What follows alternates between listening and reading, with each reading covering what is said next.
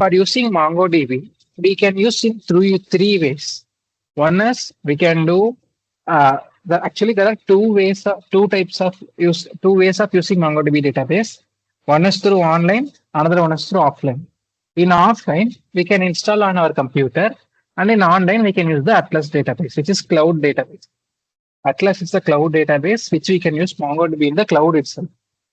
This is one way. And another way of using database is offline storage, which is in our laptop. We can install that MongoDB edition, that a community edition, and we can use the MongoDB database. There are two ways. In the offline mode, we are having further two ways. One is through the GUI appearance, which is Compass. Another one is through the shell method. We can use like in the offline method, we can use Compass method also or shell method also. I will repeat again.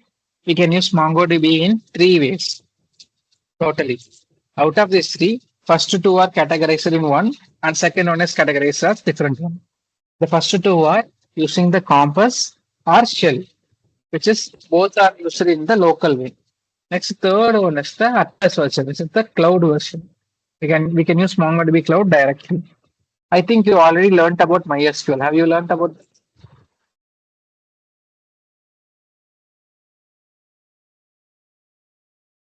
Have you learned about MySQL?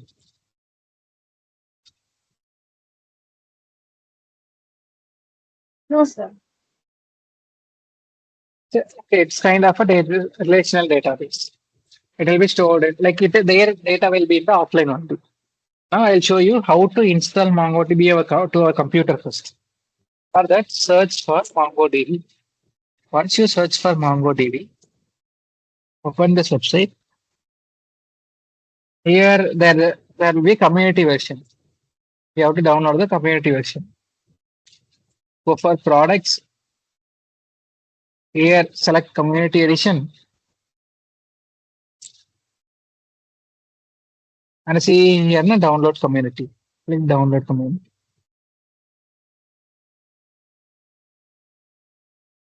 See here MongoDB community server download. Now here itself click MSI file itself. We can install MSI file itself. Click download. Now we have to install this package. Install it. Okay, it is installing.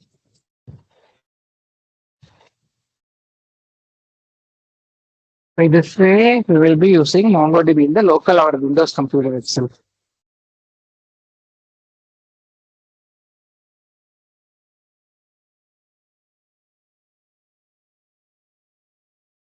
Just 5 minutes. You also start like you both also start downloading this because it will take 5-10 minutes. So you also start this thing.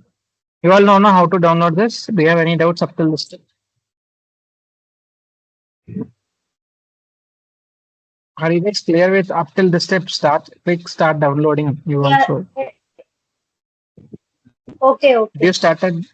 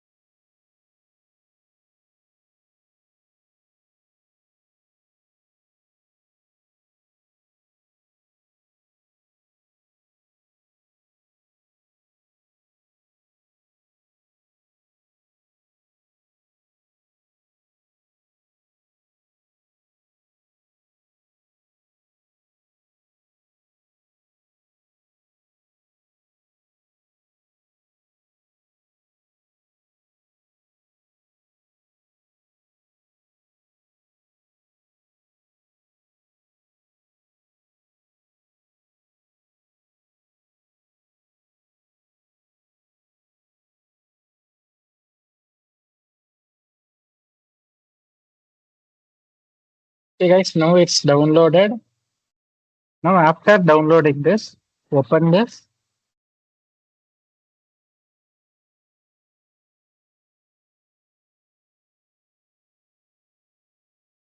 Now, first step, click next. After this, accept this agreement and click next. Then here, choose the complete version. No need of changing anything, just click the complete version. After that, here you don't need to change anything. You click, don't change anything here. Once you click this complete version, don't change anything. Once click the complete version, don't change anything, click next. Here it asks for install MongoDB Compass.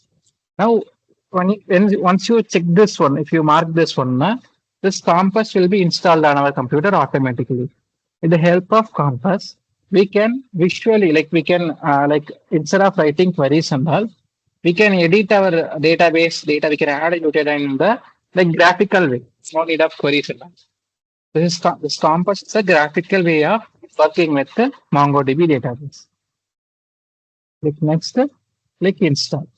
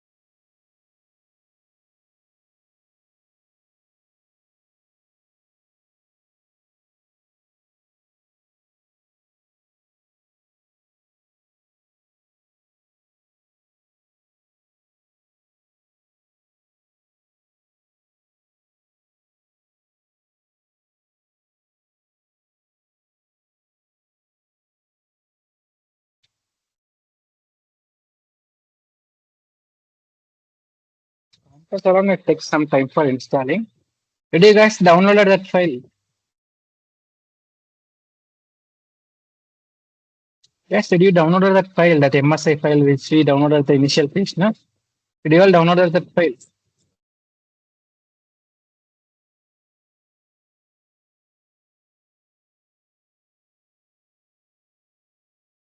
Yes, sir. It's actually downloading.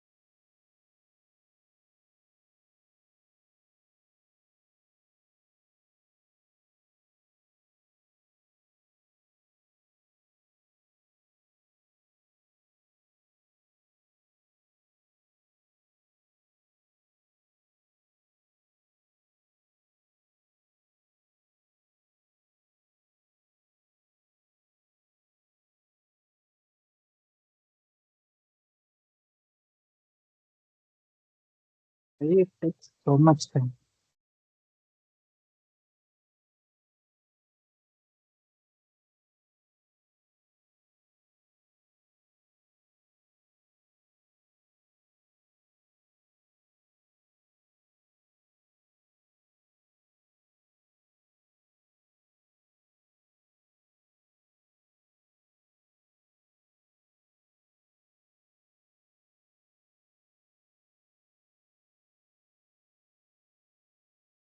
Okay, see now it is installed.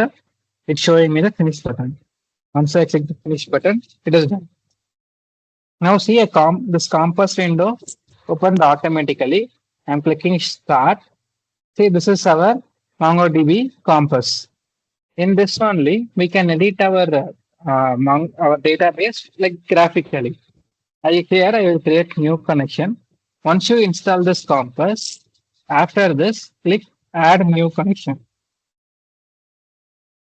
Here no need of anything, just click save and connect.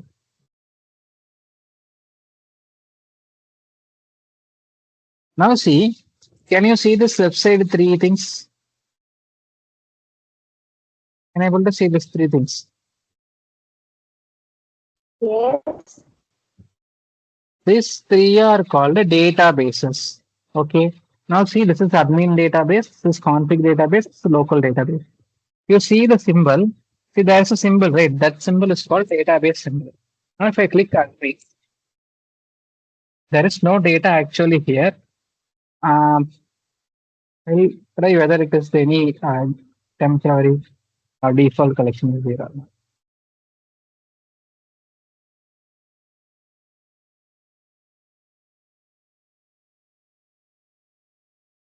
There is nothing, anything. This is admin database. We'll check other database also. Will they have anything on it? Okay. See here. Uh, in this local, in the local database, they have one collection startup log. This is a collection. Inside the collection, see there is a data is there, right? This is data. See in MongoDB, data will be stored like this only. There will be no table format and all, like key value pairs. For example, if it stores a person data, it will store for name and his name, age and some age, his profession, everything like that. It will store continuously a proper data.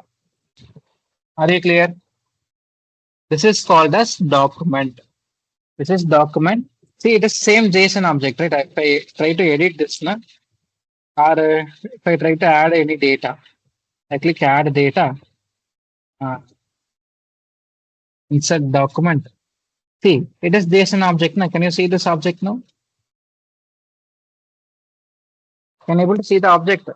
Yeah, yeah. The same like JSON Right. object, na, key value. This is called as document. We'll call this as document. Now all the documents will be stored on the collection. That collections will be stored on the database. It is like a hierarchical structure. Are you clear? First database, inside database collections, inside the collections data. Okay. Are you clear?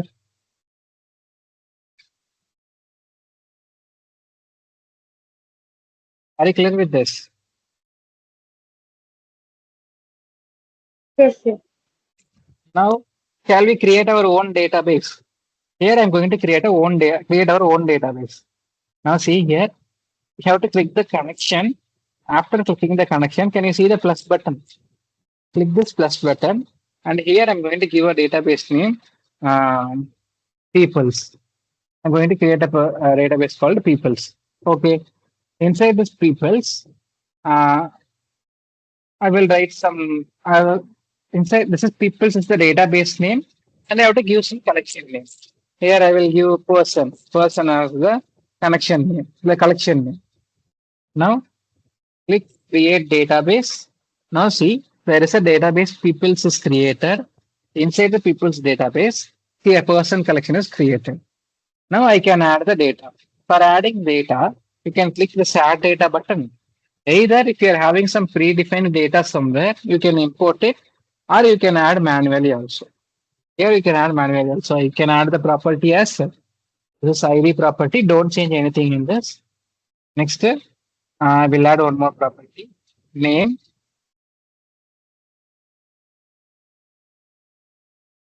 Mike. Next, age, 24. Okay. Now, after this, if you want to add multiple data, you can add multiple data. After this, click insert. Now, see, a data is added. No? This is called as collection. We'll call this as collection. All collections will be stored on the, this is called as document. All documents will be stored on the collection. All collections will be stored on the database. Now I will add one more data to this collection. I will add one more data, insert document, comma, name,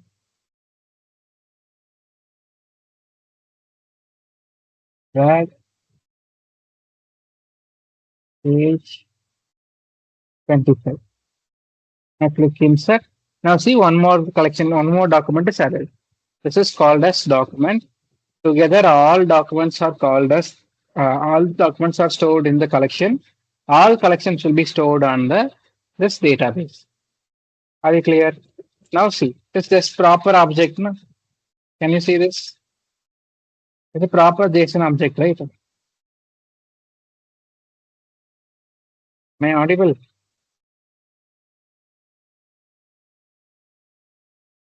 Am I audible? Yes, you are audible. Now see here, if you want to add, if you want to create one more collection in the people's is our database. Click this, click the plus button. Here it will ask the collection name. Here I will select products, create collection. Now see a new collection is created in the name of products. Here, same like person, we can add the data in this products also. Are you clear with this? This complete the software like thing we are having now, this is called as Compass. In Compass, we no need to write queries at all. We can directly edit the insert or edit the data in the graphical format. Are you clear? Shall we see the second way of using offline?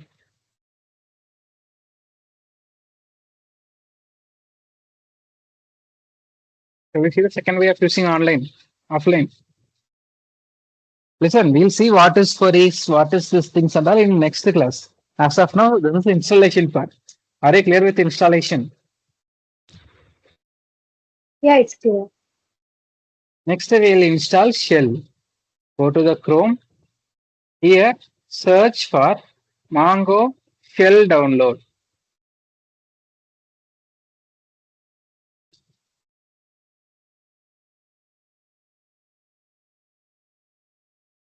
MongoDB shell download. Select this.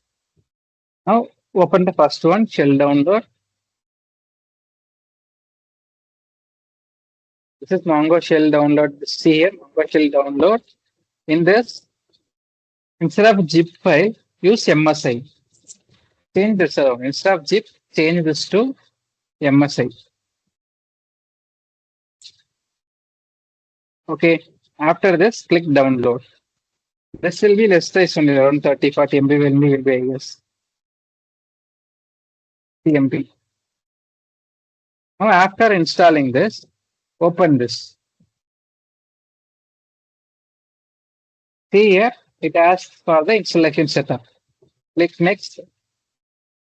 Don't change anything. Here, do undo this alone. If you select this, it will be installed particularly for one user. Don't do this, install for everyone. Untick this and click next. Install.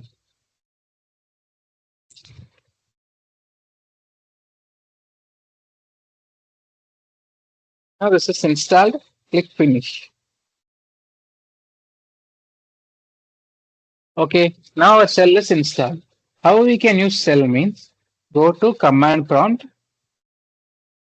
Go to command prompt. In the command prompt, search for Mongosh. See here, we got the Mongo shell. Okay, are you clear?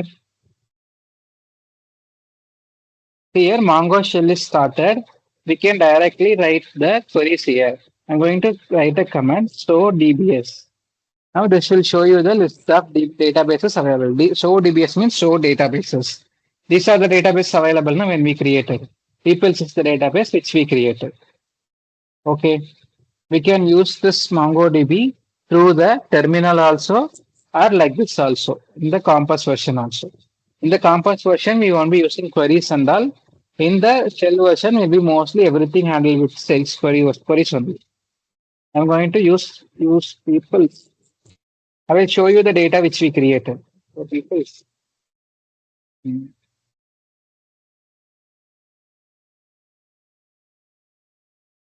so collections. I will explain you this queries and all later.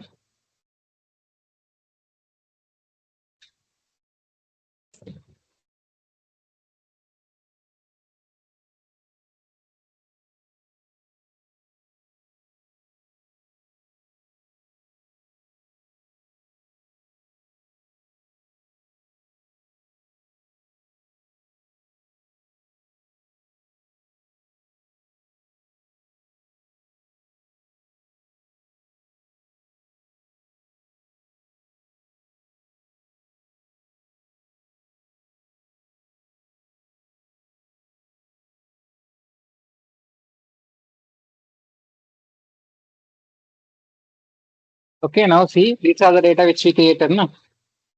See here, I have fetched the data through everything I did on queries only. I didn't did any graphical user interface. No? We can use MongoDB through the shell version also, or we can do this Compass version also, or we can use the third type, cloud version also. How we can use cloud version means go to Google Chrome, search for MongoDB Atlas.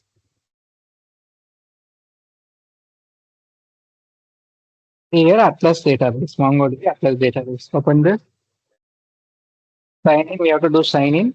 Click get started, sign up with Google.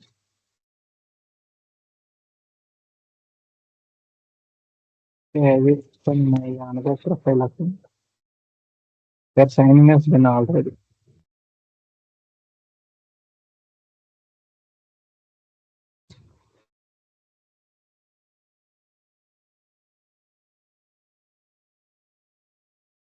It's actually an enterprise version. This Atlas is an enterprise version, but some people are using this also. You can do anything, it's your wish. Like sign in, sign up with the Google.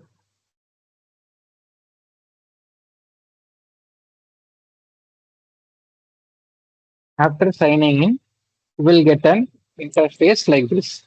This is cloud database. Okay. We'll be using further, like when you are developing products and all, you want database only for the storage purpose.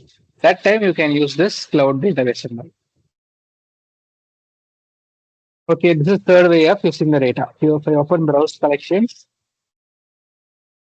here these are the database which I have been created and used. Okay, are you clear? So there are three ways of using MongoDB. One is shell version, Compass version, and the cloud version. Do you have any doubts on this installation part? Yes, do you have any doubts on this installation part?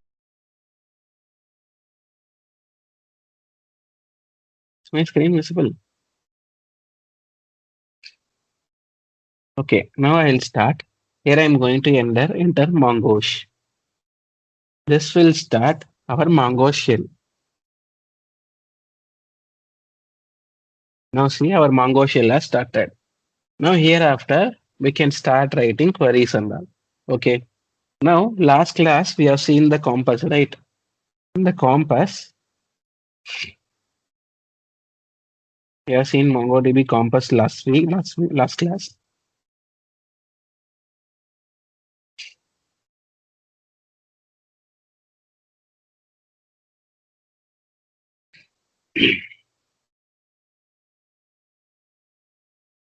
Share the compass also.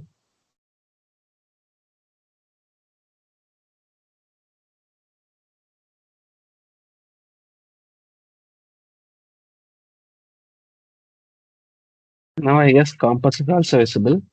Last class, we have seen the connection. Inside the connection, we have seen the list of databases. We'll connect this connection. Inside this, we have seen the list of databases available. Inside that, we have seen the collections data. If you open this, inside you will have the collections, and inside the collection, we'll have the data. This we have seen last class. Now we added this databases, this collections, this data, this and all manually in the Compass. In this class, we will be writing all the queries to create these things. As last class, we have did manually with Compass. In this class, we'll be writing queries for doing this. First, I'm going to see the list of databases available. For that, we have a command called show DBS. This command will show you the list of databases available. Okay. Now we see this admin config local peoples. These are the databases available. Now to create a database, we have to use command use peoples. Now see switch it to DB peoples. Peoples is the database. Switch it to DB peoples. Now to create database or to switch database, both are same command only. Use database name. This is the syntax. Use is the keyword. Peoples is the database name. If you use it for already available existing database, it will switch to that database. If you are doing for new database, it will create a new database. I will do another database. Use employees, or else use office, or else will do use Amazon. There is no database in the name of Amazon, right? I'm going to do use Amazon. Now see, switch it to DB Amazon. Now a new database named Amazon is created. Okay. Are you clear with this? Now a new database is created.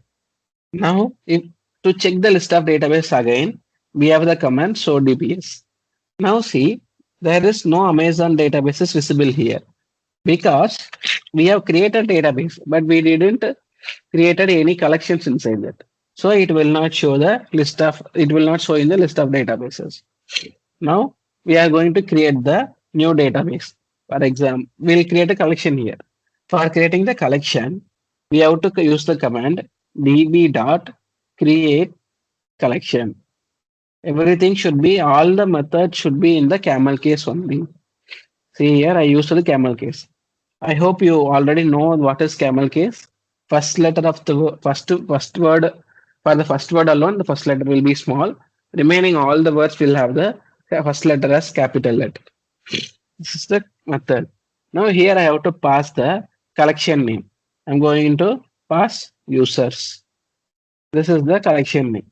Now when I enter this, see we got response OK1. This means our collection is created. Now I will show you the show DBS keyword. Now see Amazon is created now. Previously, see here there is no Amazon. Admin config local peoples. Now see Amazon is there. Okay. Once you create the collection, your database will be visible clearly. Are you clear? By this way, we can create database and all. Last class we have seen, right? Database is the main thing. In the database only we will have collections. Inside the collection only we will have data. Same thing we did here. We have created database by the command use Amazon. Then we created a collection in the name of users, and we have seen that, and we are able to see the database listing here. Now to delete a database, we have a command db dot drop database. Now I will switch to people's database. I will switch to use people's. Now I'm in people database. I'm going to use command db dot drop database. See, I told you everything should be in the camel case. db dot drop database. Now when I run this command, your people's database will be removed from the list. See here, OK1 means success. Dropped people's means that database is removed. Okay. Now if you go for the compass also, and if you check it, it will not be there. Now there will be command. See here in the localhost 27017, there is a symbol for refresh. If you click this, now see people's database is gone, Amazon database is added. Inside that users collection is added. Are you clear?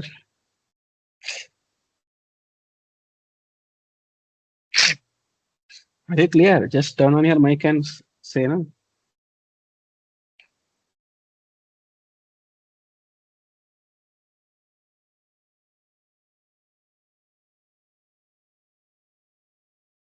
Guys, please turn on your mic and respond to the. Yeah. Only one guy is there. Sangeet, am I audible?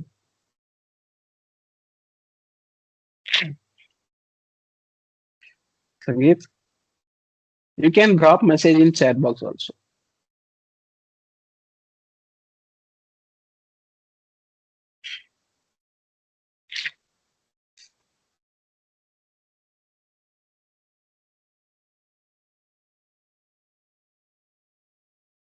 Actually, I'm not feeling well now. That's why yesterday also I canceled the classes.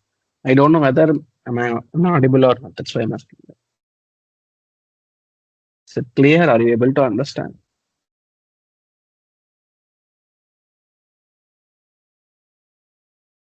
Okay, fine. We'll proceed with the next topics. Now we have seen the queries for database methods. For working with database, we have the methods use database. I will share you the notes also. For working with the database, we have the methods use database. That data use database. The database name is the database name. Use the keyword. Next, show DBS. This is the command for showing the list of databases available. Next, to drop a database, we have db.drop database. Okay. Now we'll see the queries for working with the collections. We've already seen one query, right? db.create collection. This has created a collection for us. db.create collection. This has created a collection. Now to see the list of databases, we have seen show DBS, right? Now to see the list of collections, we have the keyword show collections. For that, first we'll switch to Amazon. Use Amazon. See, now we switch to Amazon. I will create one more database, db.create collection. Create collection.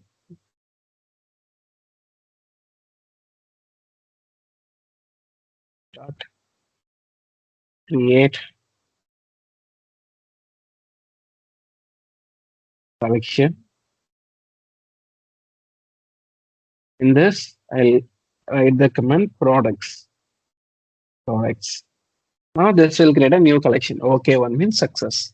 Now we'll see the list of collections available on the Amazon database. So collections. So collections. This will show you the list of collections. See, products we created just now. Users we created before some time. These two are the collections which are available on the database Amazon. Okay. Are you clear with this? Now I will create one more data collection name db dot go for the previous one.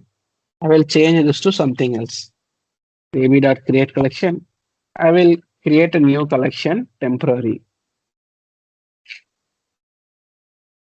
Run this command. See OK one. Now I'll show you again the list of collections available. See here, I have created a new collection temporary. Okay, new collection. I created in the name of temporary. Now I will show you how to rename a collection. Generally, we can't rename a database. Once you created any database with any name, you can't rename it. But for the collections, you can rename the collection. I'll show you how to rename a collection. Now I will first I will access the database. If I use DB, this means it represents Amazon. Dot temporary. This means I'm selecting the temporary database. Okay. Dot rename collection. This means I'm renaming the collection. Okay. Here I have to pass the new name. Inside this, I have to pass the new name. So here I'll explain it again. DB means you are representing the Amazon database. DB dot. Next, temporary means temporary is the collection which you are going to work with. Next, dot rename collection is the method used to rename the collection. At which what name we can give? We'll give it as temp. Temp. Now when I enter this, OK1 means success. Now I will run this. See here, temporary is renamed to temp. Are you clear? Are you clear with this? Now I'll show you how to drop the collection. We have seen the drop. We have seen dropping the database, right? Dropping means removing. Now we are going to see the drop method for collections. For that, we have to use DB. Again, DB means it represents Amazon database. For this scenario, see here, I'm using Amazon. Every time you can't mention Amazon dot like that and all. So if you mention DB, it will represent the current database. So I mentioned DB, it means current database, which is Amazon. Next, temp is the collection which we are going to work on. Dot drop.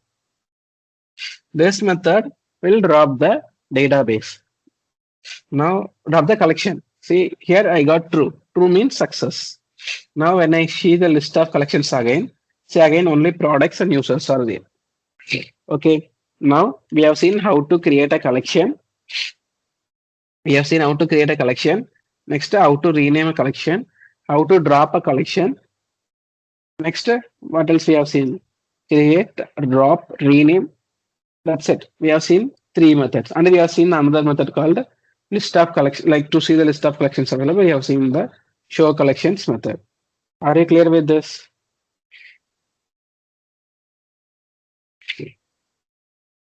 Are you clear with this collection methods? You can drop a message in chat bot.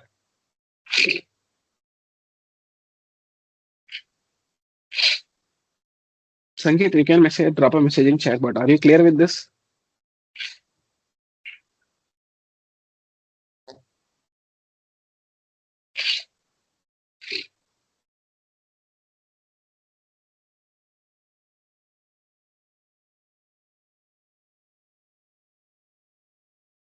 I don't know. Your audio is not. Can you speak again? No.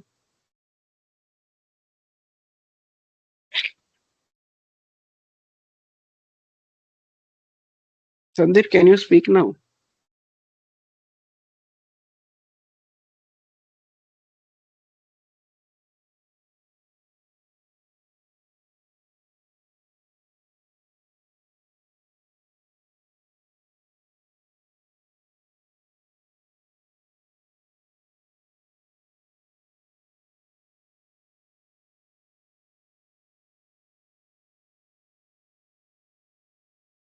But I don't know why your voice is not audible.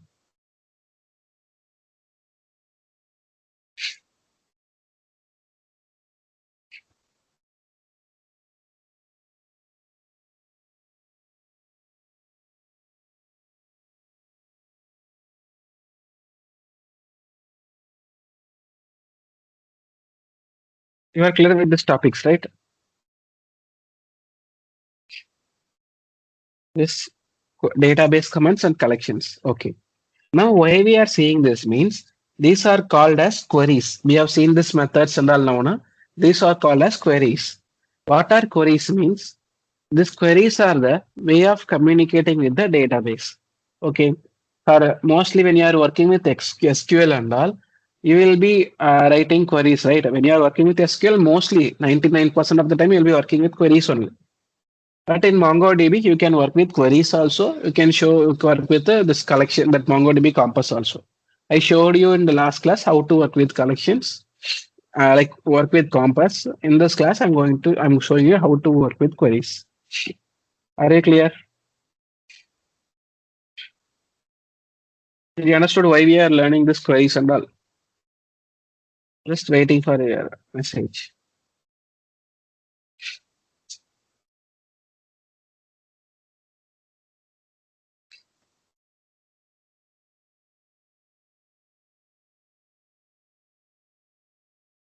Collection means, did you know about SQL, Sanket, before SQL? SQL, any other relational databases? Did you work with anything like that? There, you have tables, right? In a database, inside a database, you will have tables. Inside table, you will have data on rows and columns, right?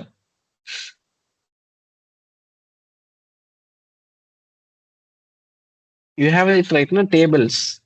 Same way in MongoDB, inside database, we will have collections. Inside collections, we will have data on JSON format. Collection is like similar to data tables.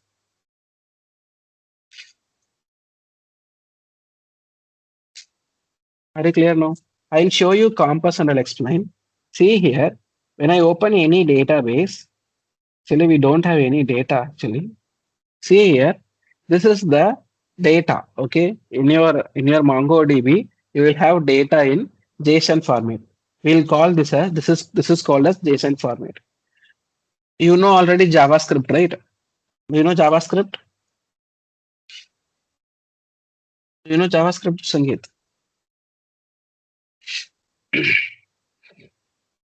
In JavaScript, we will be having object like this. Na? This is same like JavaScript object, but see here, in the key side also, you are having quotes. In JavaScript, you will be having quotes only for the string values. But in JSON, we will be having quotes on keys also. That is called as JSON. JSON means JavaScript object notation. We'll call JavaScript object notation as JSON. Now see here, we are having quotes on the keys also. JSON will be like this. If there is no keys, it is called as normal JavaScript object. I'll show you once. Show Studio Code. Now see, let person equal to name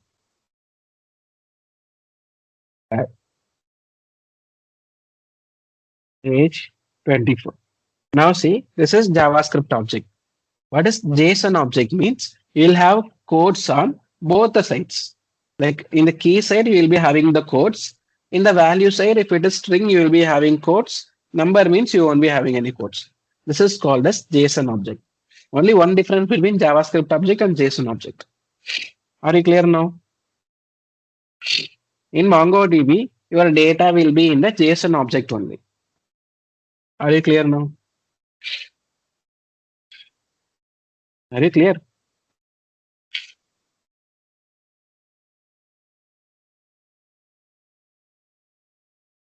This JSON object. Now, for if you take Amazon database or any Instagram database, there will be so many posts will be there. Na? For a particular Instagram post, you'll be having the post description, post title, that person ID, person details who are posting that Instagram post. There is a image data. Then likes, comments, shares. This like so many details will be there. Na? Consider this as a we'll add one more data. I will show it here. Now see person like a person name who posted that Instagram post. Next, I will add the description, post description, and some blah blah blah blah, some post details. Next, likes. Next, comments. Comments will be in the array format. Like so many comments will be there, na? Like that. So it will be in the array format. And like so many comments are there. Inside this, actually, the comment is also an object because you will have the commented person details also. No, for simple reference, I'm doing this. Shares.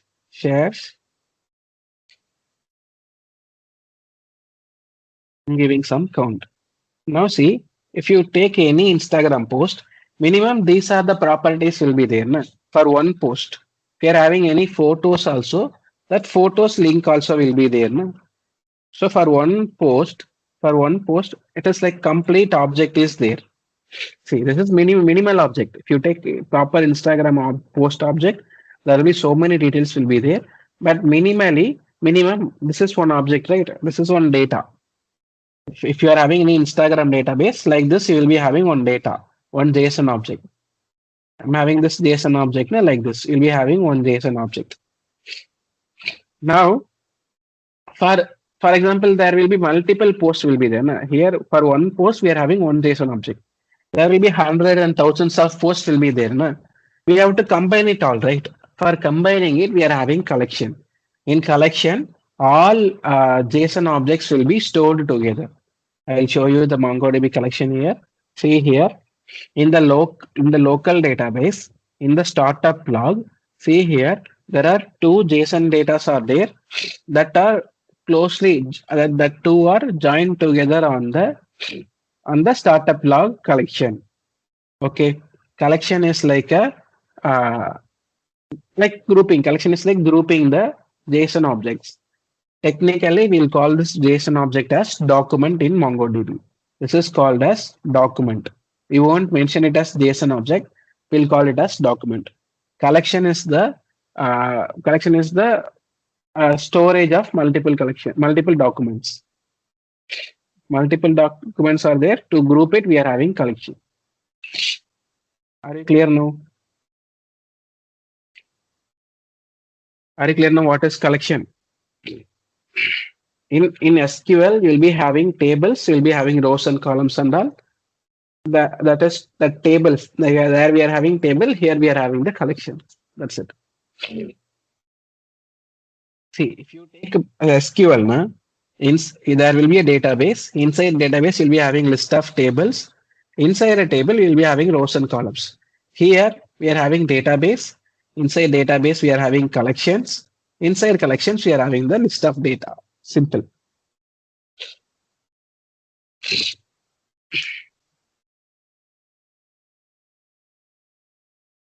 Are you clear? Now, shall we go for comments working with this data and all? We have seen documents, right? Shall we move forward with that? These are the documents we are having. Shall we see the comments for working with the documents?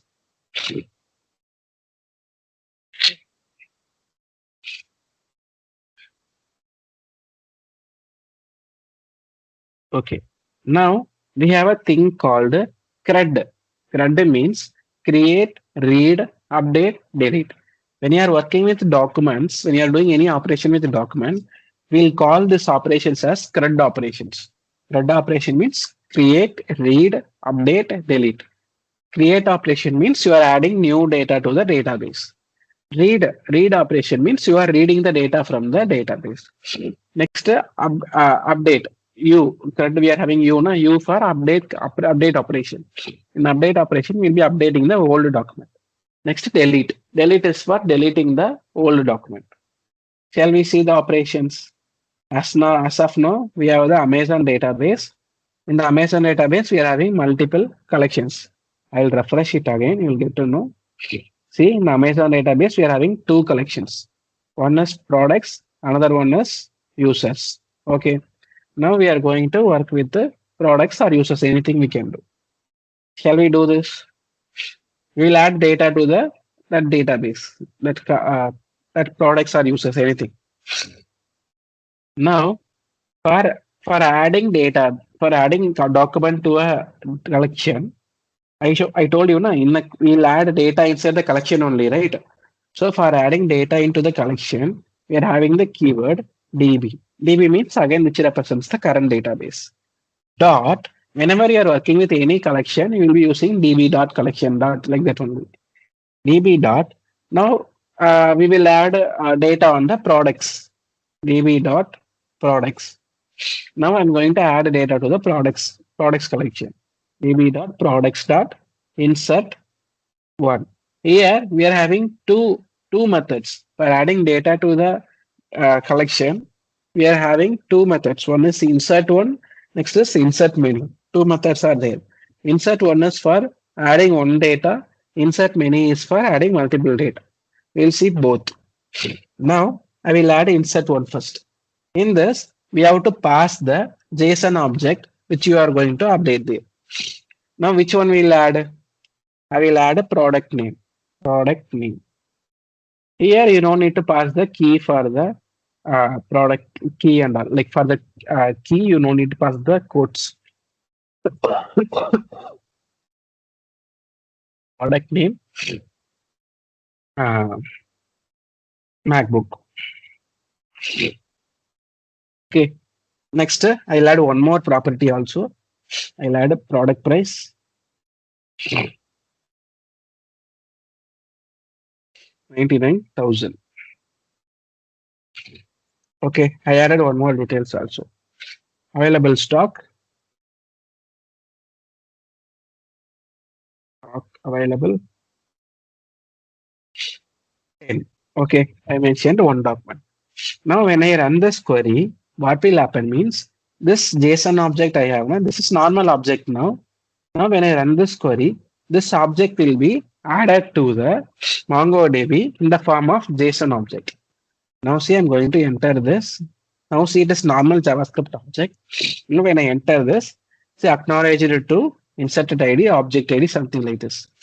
Now, this data will be converted into JSON object and it will be stored in the database. Now, we'll go here. We have this refresh button. Please refresh this again. It will be refreshed. Now, go for the users.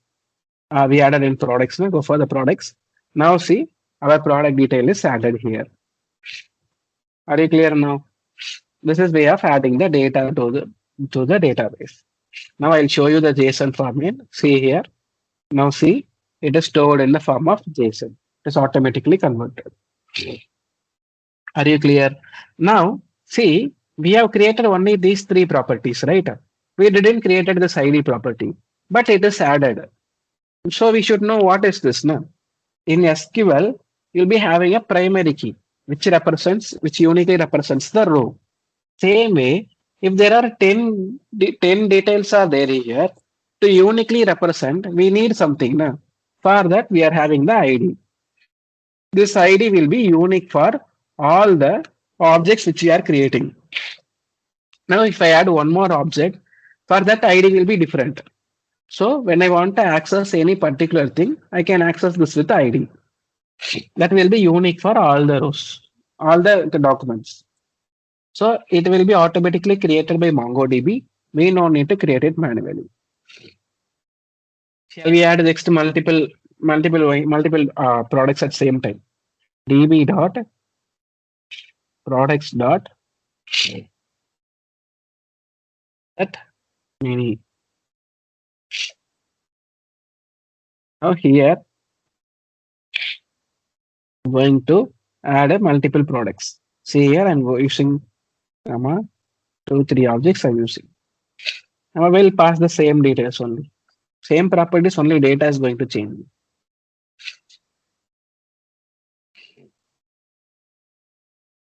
I guess we cannot copy paste. Now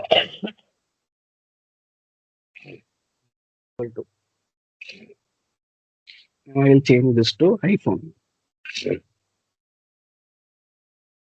iPhone. I'm changing this price to 79,000. Stock availability 15. Space this here. I will change this to iPad. Price 9,000. Stock availability 20. I will add 25. Price 49,000. Yes, 5. Now see, I added multiple objects, right? So when I run this query, I used the insert many command. See here, I used the insert many command. Now when I run this, argument docs must be an array. Okay, it is an array, right? We are using multiple things. Now we should mention it in the array format. Add a, you already know array means square braces. Use only this square braces on both ends.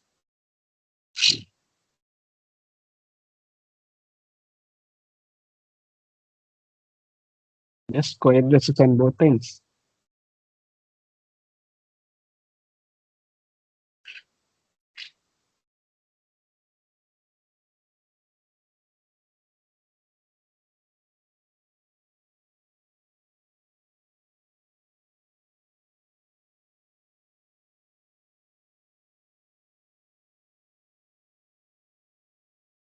Now run this. Now see, acknowledged true. We added three more objects. Okay, object ID, object ID, object ID. We added three objects, right? iPhone, iPad, and PS5. Now, if you go there and if you check it again, I'll refresh the connection now. Refresh rate. Now I'll open the products. I just want to refresh. Okay, here we have the refresh button. Press the refresh button. Here, all the three products also added here. Are you clear? With the help of insert money, you can able to add multiple documents also. Now I'll show you the document ID. See here, what is the document ID of this? All are same, but last it is 4. Here it is 5. Next, if I open next, see here it is 6. See, everything has unique ID, right? Nothing is repeated. So this is used for uniquely identifying a row. Okay. Or uniquely identifying a document. Are you clear now? Are you clear with the insert comments?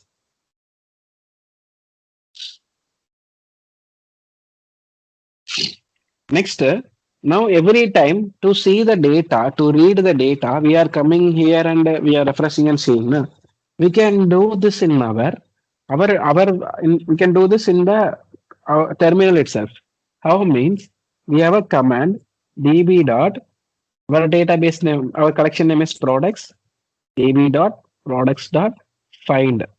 Now this keyword, see this command db dot is the collection current database name, which is Amazon. Products dot is the current collection name, which is products. Next find. Find is a method. Find method is used for finding all the data. Now when I run this query, see here, it give you the proper JSON proper object, right? It's a proper object. No? You are having object ID, you are having title, description, everything is clearly visible. No?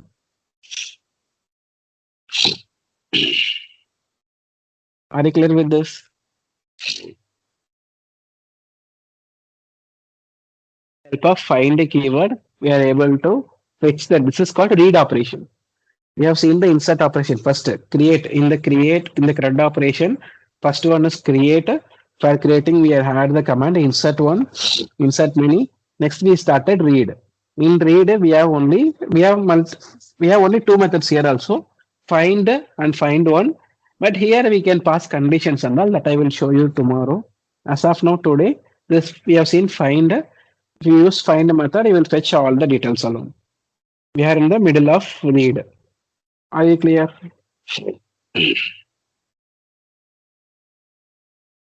Are you clear?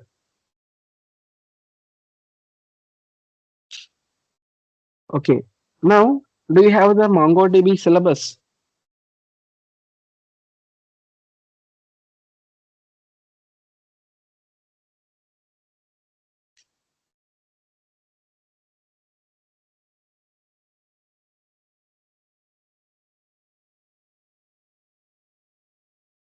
Just give me a minute.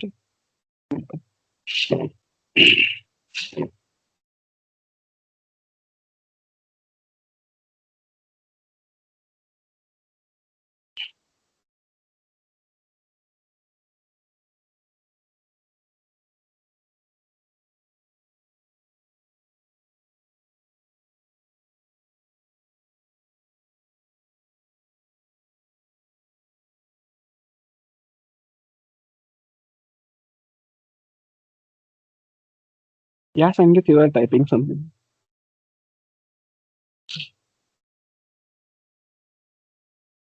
I will share it to you, Sangeet. No worries. I will share you once everything completes. No, I will share you all the comments together.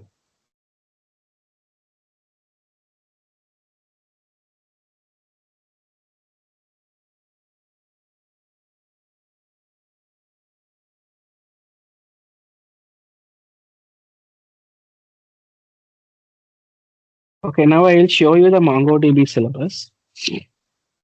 Just give me.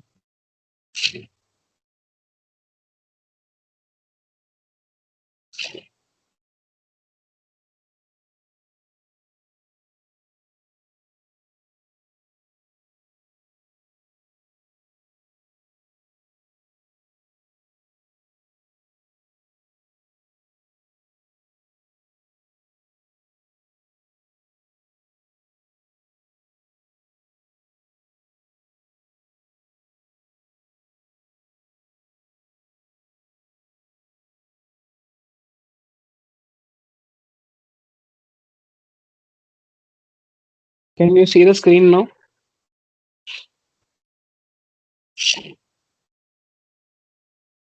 Can you see the screen?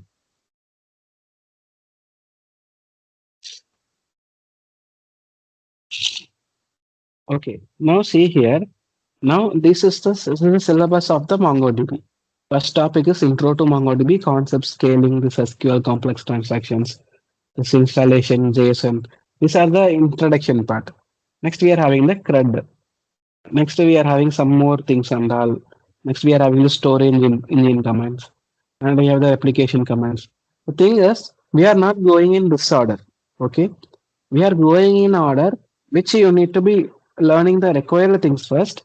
Then you will be learning about the concepts which are going to make you a better MongoDB developer. Okay. First, we'll be seeing this from the basic perspective.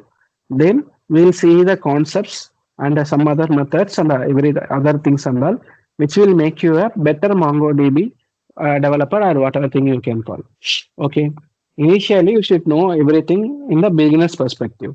That's why we didn't went much detail on the initial phase. Okay. We didn't went much concepts and all. We haven't seen any theory topics or anything like that.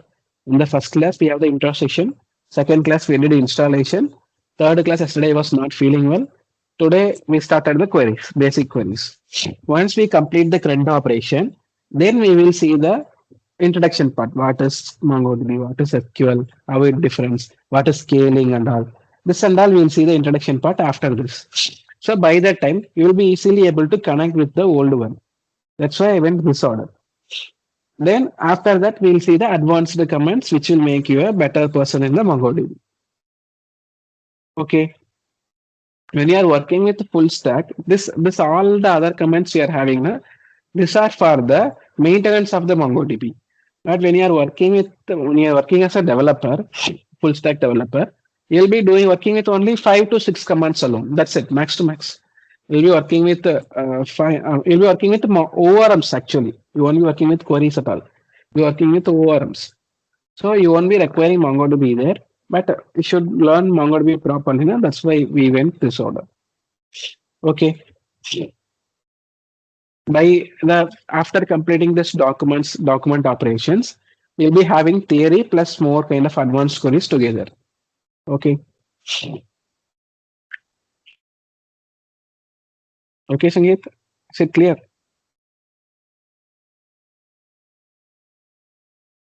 Are you okay with this?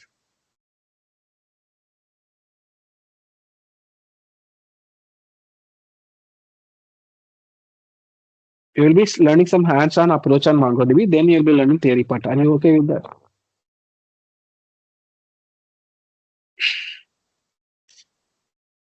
Now we'll use db.products.find. Up till now, we have seen yesterday. Now this will give us the list of data available on our database. Now, yesterday we have seen the insert method to add the data, right? Now we'll be seeing the find methods. We have seen only one find method now to fetch the data.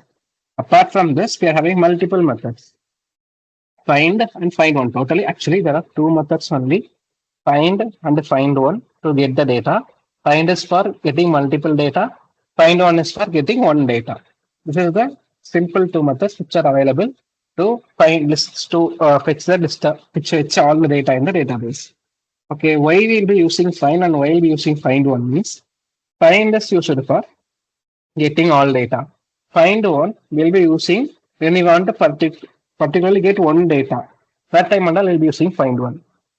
See, we used to find and we fetched all the data. Now, if I want to find the data of MacBook alone, I can use find one method. So db dot products dot find one. Okay. In this, I have to pass the condition. I told find one data, but I have to tell which data, right? I have to pass, like for example, if I tell you to get some food means, you have to know which restaurant, right? Or which food at least. No? So here we have to pass some information regarding the data which needs to be fetched. So we have to pass the information in the object form here. I will pass product name. You can use the ID also or product name also, any filter you can use. Product name, MacBook. Okay. Now when I enter this query, see here I got the complete details of the MacBook. Now, if you might have a question, there is two MacBook data, then which one will be fetched? In this condition, first MacBook data will be fetched. If you want the second MacBook data to be fetched, you need the particular ID of the objects to get the exact data. Okay, are you clear with this? You can find with any properties of the object. I'll show you another example. It's like product price. I will mention product price instead of this product name. I use product price, which is 59,000. I use 59,000. And when I enter this code, they got the details of iPad. Whichever the property having this whichever the object having this property in their object will be selected as the output. Are you clear with find and find one?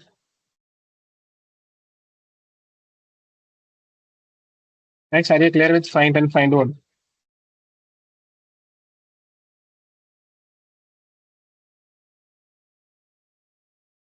Yes, I'm asking Yes, only. sir. Yes. Okay. Next, here I used to find and find one. Na? In this find method, I can pass some operator. I can pass some conditions like operators also. How means DB data, products data, find. Now here I can pass some operators. How means here I'm going to mention price, product price. Here I can pass an operator like this, curly braces, dollar symbol greater than 20,000, 30,000. Everything is about 30,000 only. So we'll mention as 50,000, 50,000, 60,000. Now see here, I mentioned a db dot products dot find same product price. Instead of passing the value, I have passed a operator and value greater than 6,000, 60,000. This means what will happen means it will fetch all the products which are having the product price above 60,000. In our data, we have a PS5, we have iPad, iPhone, and MacBook. Out of this four, these two are the products which are above 60,000. So that's that two alone will be selected. When I execute this query, you can see this. Now see only iPhone and MacBook is selected. This dollar symbol and GT I use. GT means greater than. This is an operator. Okay. There are multiple types of operators in MongoDB. Don't worry, you don't need to memorize anything. I will show you a reference document. Just give me a minute. Bro. This queries which we are learning now, you don't need to memorize anything. You have just everything is in the MongoDB reference itself. MongoDB queries reference. You don't need to memorize anything. You search MongoDB queries reference. See here, I have query documents, MongoDB data like this. Open this. Here, there should be some cheat code should be there.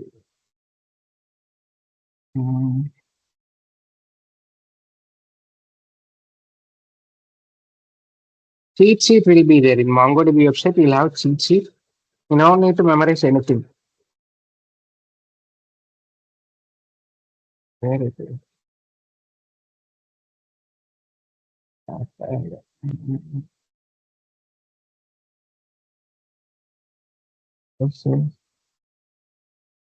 Desktop. It's not here.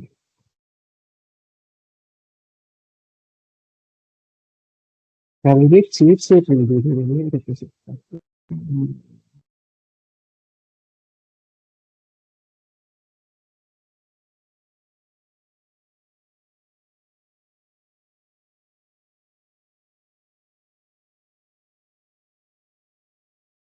See here. In MongoDB, exactly when you scroll down, after the last, when you scroll down, in the last you will have the like open MongoDB website. In the MongoDB website, You search for resources. and- Sorry. Just normally search for MongoDB queries. Search for MongoDB queries. Now open this first website, MongoDB.database manual and all. Here, when you scroll down at the last, you will be having the reference. See here, there is one reference is there, no? Can you able to see the reference here in the panel, side panel? You open this reference, there you have this cheat sheet. You open the cheat sheet, everything will be here. See here, from connecting database to your application to complete that read operation, user operation. These are the queries which you have seen yesterday. This CRUD operations, insert commands, find commands, this operators. That operators we are seeing greater than, less than. All operators will be here. See greater than equal to, less than equal to, not equal to, in, not in. All the operators will be here. You don't need to memorize anything at all. Complete. The complete things which are required for the MongoDB queries or for working with MongoDB queries, everything will be here. Are you clear with this page? Can you see this page clearly? Yes, sir. I will show you how to open it again. No worries, I'll open it again. Go to Google Chrome, search for MongoDB queries. Open the first link. Here in the last reference. In the last reference, there will be cheat sheet. Open the cheat sheet. Everything will be in the cheat sheet. You don't need to memorize anything. All the operators will be here. You just need to come and check this one. That's all. We have seen up to insert and find alone. We have seen insert yesterday. We have seen find today. Next we'll see the delete method and then we'll see the update method. Because update is little bit tricky than this delete. Are you clear with this find and delete, find and insert? Yes, sir. Don't lie. Yesterday you were absent to class. How you will know? Not for insert. Find. Oh. Difference between find one and Fine. find. Okay. Why will I lie, sir? Like here I'm taking an academic class. The students they are all lying only. When I ask something, they will tell yes, sir, but they will know they will not know. That's why. Mhm. Okay, next we'll see delete methods. For doing delete methods, same db dot products dot delete one, delete many. Here we have delete one, delete many. Two methods are there. Delete one is for deleting one, delete many is for deleting many. Now, did you understood why we are using the db dot products and all? DB means it represents the current database, which is Amazon. Every time we can't mention the database name. No? So if you mention DB, it will select the current database. And the products, the collection which you are going to work with. So products, db.products.delete. It is like JavaScript object only. Think like this. There is one object is there. Inside that another object is there. Inside that another object is there. How you will access this object dot, that object dot, that object dot. You will access through dot notations. No? Same thing here also. If we are accessing through dot notations. Delete one is used for deleting one. Delete many is used for deleting many. Now I'm going to delete a iPad. Delete one. Here I'm going to delete iPad. Product. Product name.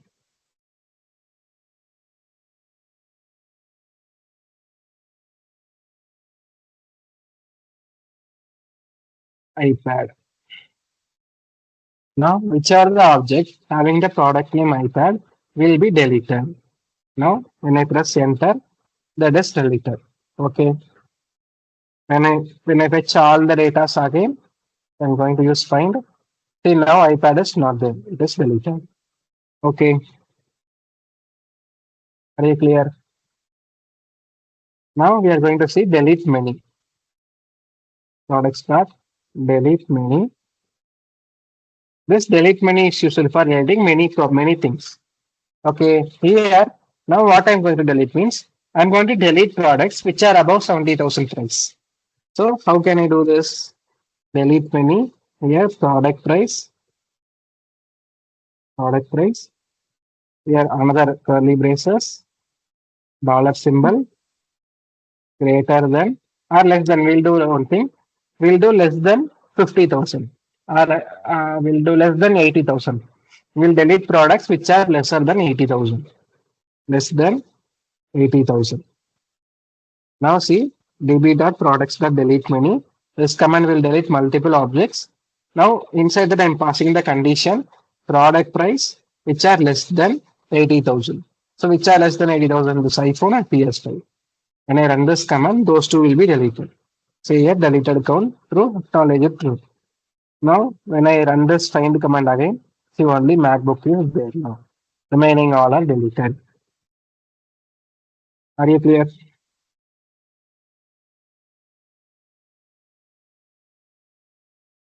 Yes. Next we'll see update method. Update method is used for updating the existing object. Now for updating the object, first we have two methods actually here also. Update one, update one. Same db dot products dot update one, update one. We are having multiple things. Update one. Here I will mention which we have to mention which product has to be updated. Here we have to pass two objects actually. When you are updating any data, you have to pass two objects. One is the some property which is used for filtering the data. Like for example, if there are 5, 6 data are there, you have to pass first one which is used for selecting the data. Second is the updated value. Okay. Now here I'm going to mention You mean we should pass two conditions? What? two objects actually, two objects like this. In this, we have to Okay. pass the property which needs to be matched. In this, we need to pass the value which has to be updated. Here, I'm going to mention product name,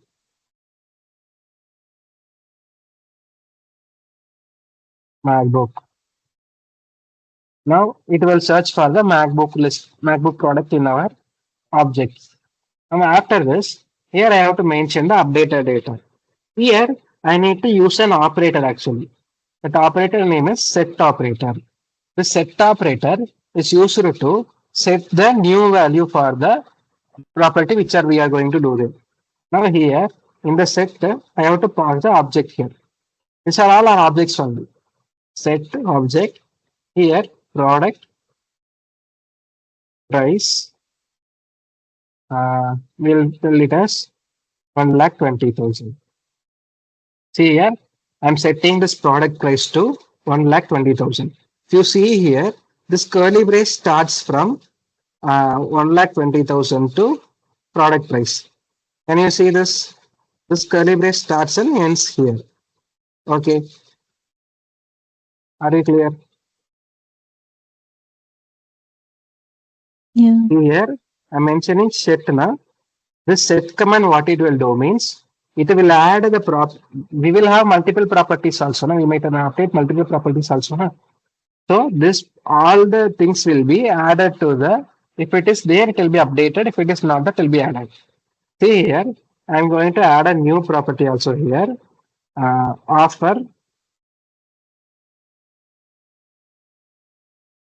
10%. Okay, see here, there is no offer property here. I'm adding one more property offer. This like sometimes we'll be adding multiple properties also. That's why we should enclose it with curly braces. Okay. Second is the object which we defined in the first thing. When I run this code, what will happen means this MacBook price will be updated to Product 1,20,000. price. Mhm. Product price will be updated. Product And price will be offer. updated. Offer will be Mm, added extra. okay. See here, matched count one, modified count one. Now, if you use find again, see here, after 10% is added. Are you clear? Yes. This will update only one. Update many command will update many. Okay. Update Now many in do the sense. like I told you na, that delete one or find one will Uh, select the first occurrence. Same okay. way, this update one will update the first occurrence. If there are 4 or 5 products which are having the same MacBook product name, if you Mm. are using update one, the first occurrence will be updated. Update many will update all the occurrences. With the same name. With the same value which you are passing here, na, that value.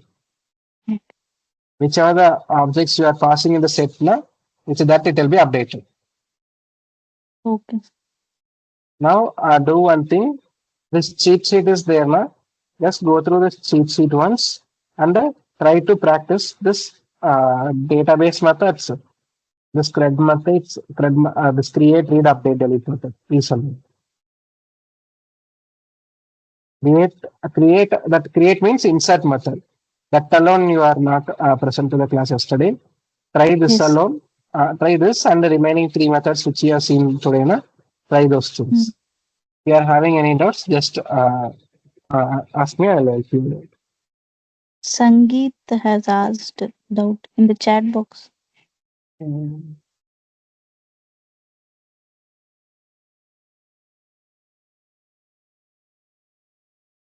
Okay, fine, money. I'll show it again. As of now, there is no less data is there. I will add some data.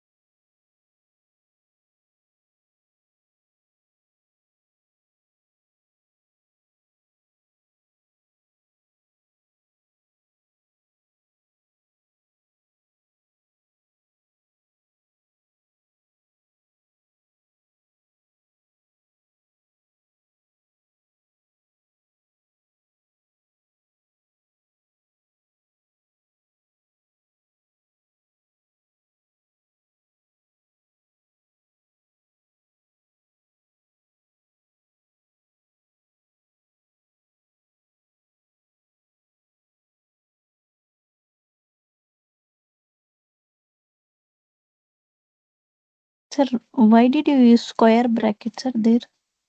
When we add multiple objects at same time, na, we have to use square No. braces. We have to post on as an array only. Okay.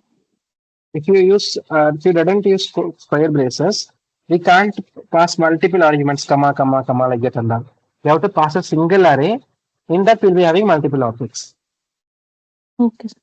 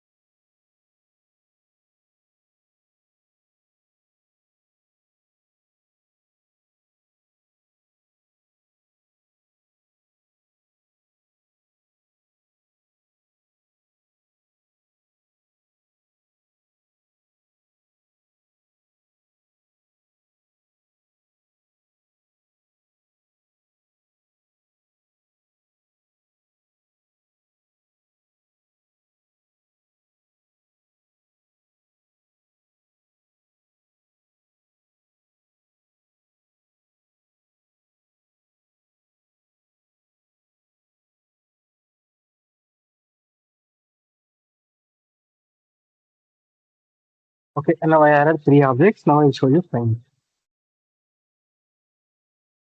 Okay, now we are having four objects. Now find many is used for finding multiple objects. For example, if I want to, I told you, find one will select only one product. I'll show you like this. See here, dd dot products dot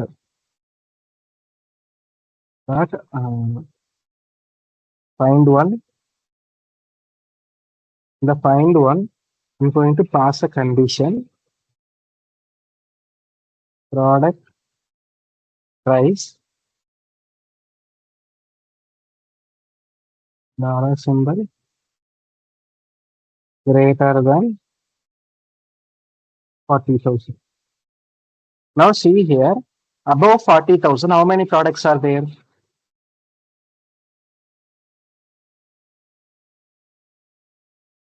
Three, sir, including that Three, 40,000. including that 40,000, or else I will use greater than equal to also. Greater than equal to means three products are matching, right? Yeah, three. So three products should, I use the find one command. When I run this command, see here, uh,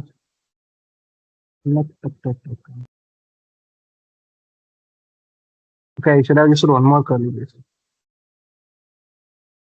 Now see here, only one product came.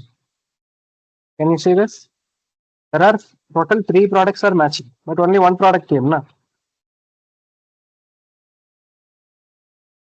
Yes. One product came, right? Which is the first occurrence. First occurrence is MacBook. So only that product you got at the first time. Okay. First occurrence, find one. We are using find many. I'm going to write the same query. Instead of find one, I'm using find many. Now when I run this, see here,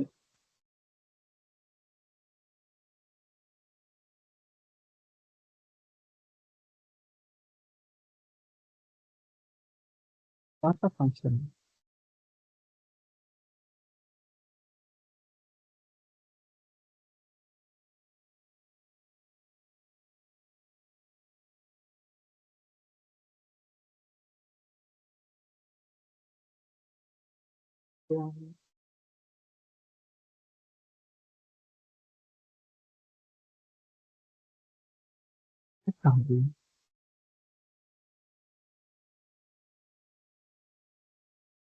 Okay, we can use find itself. No need of find many. You said only two functions, sir. Find one There is and no find find. many. I was Yeah. confused little. There is no find many. Only Yeah. find is there. Yes, sir. Sometimes this many will come. Sometimes this many will not come. That was little confusing.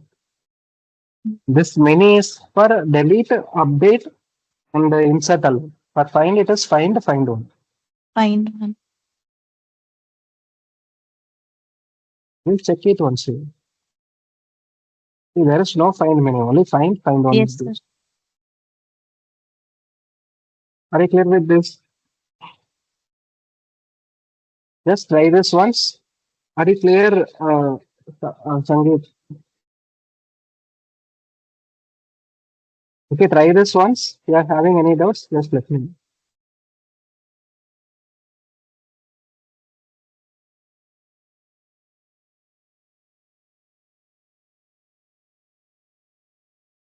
When you want to get multiple documents, that time you will be using find. If you want to get only one document, you will be using find one.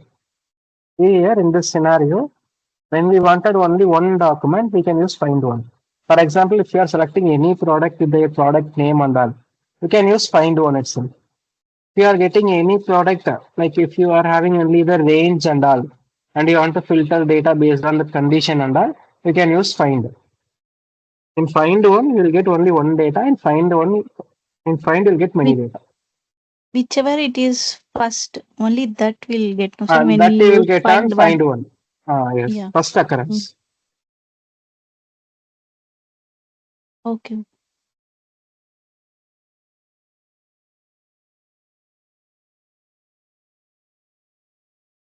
Try this once. If you are having any doubt, please let me know.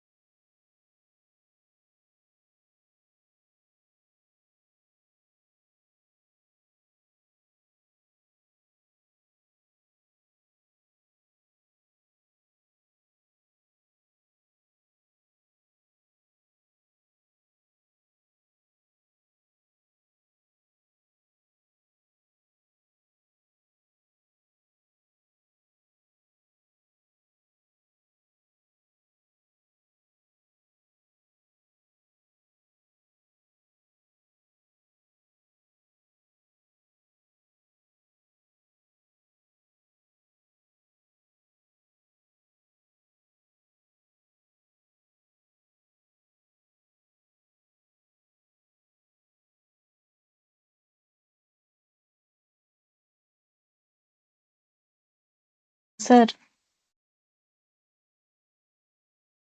Yeah. he's asking a query for find.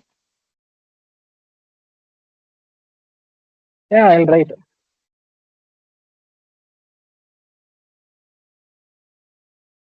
Yeah, generally same like yesterday. We're using find db dot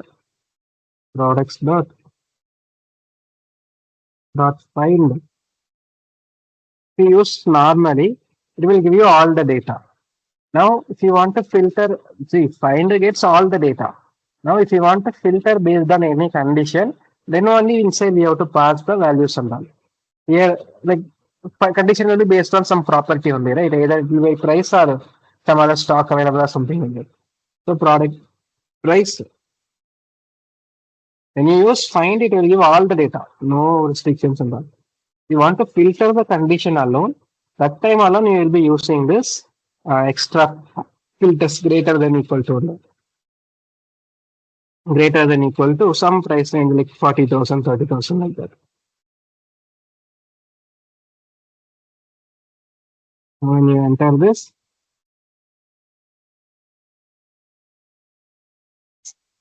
Sir, after that dollar sign, you used flower bracket.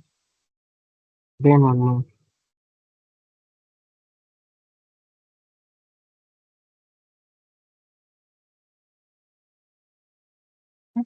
No, sir. Dollar after dollar Okay. I you used. used one more flavor. Yeah, one more. Mhm.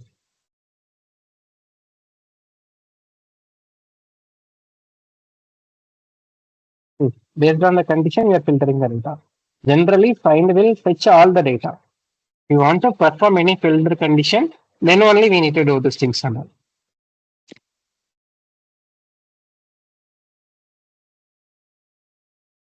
Are you clear?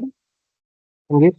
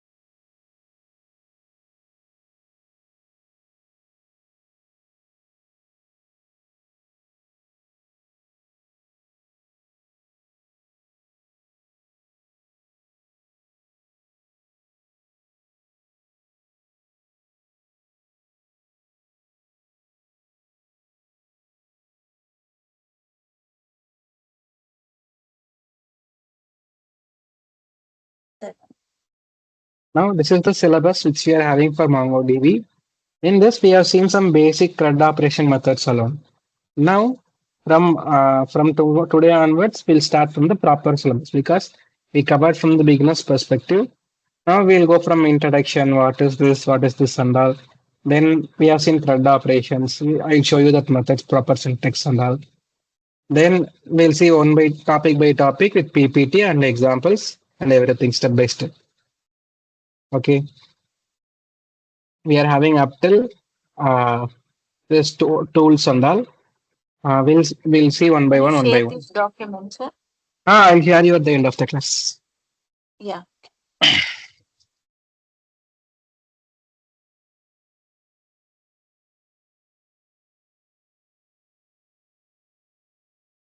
Shall we start?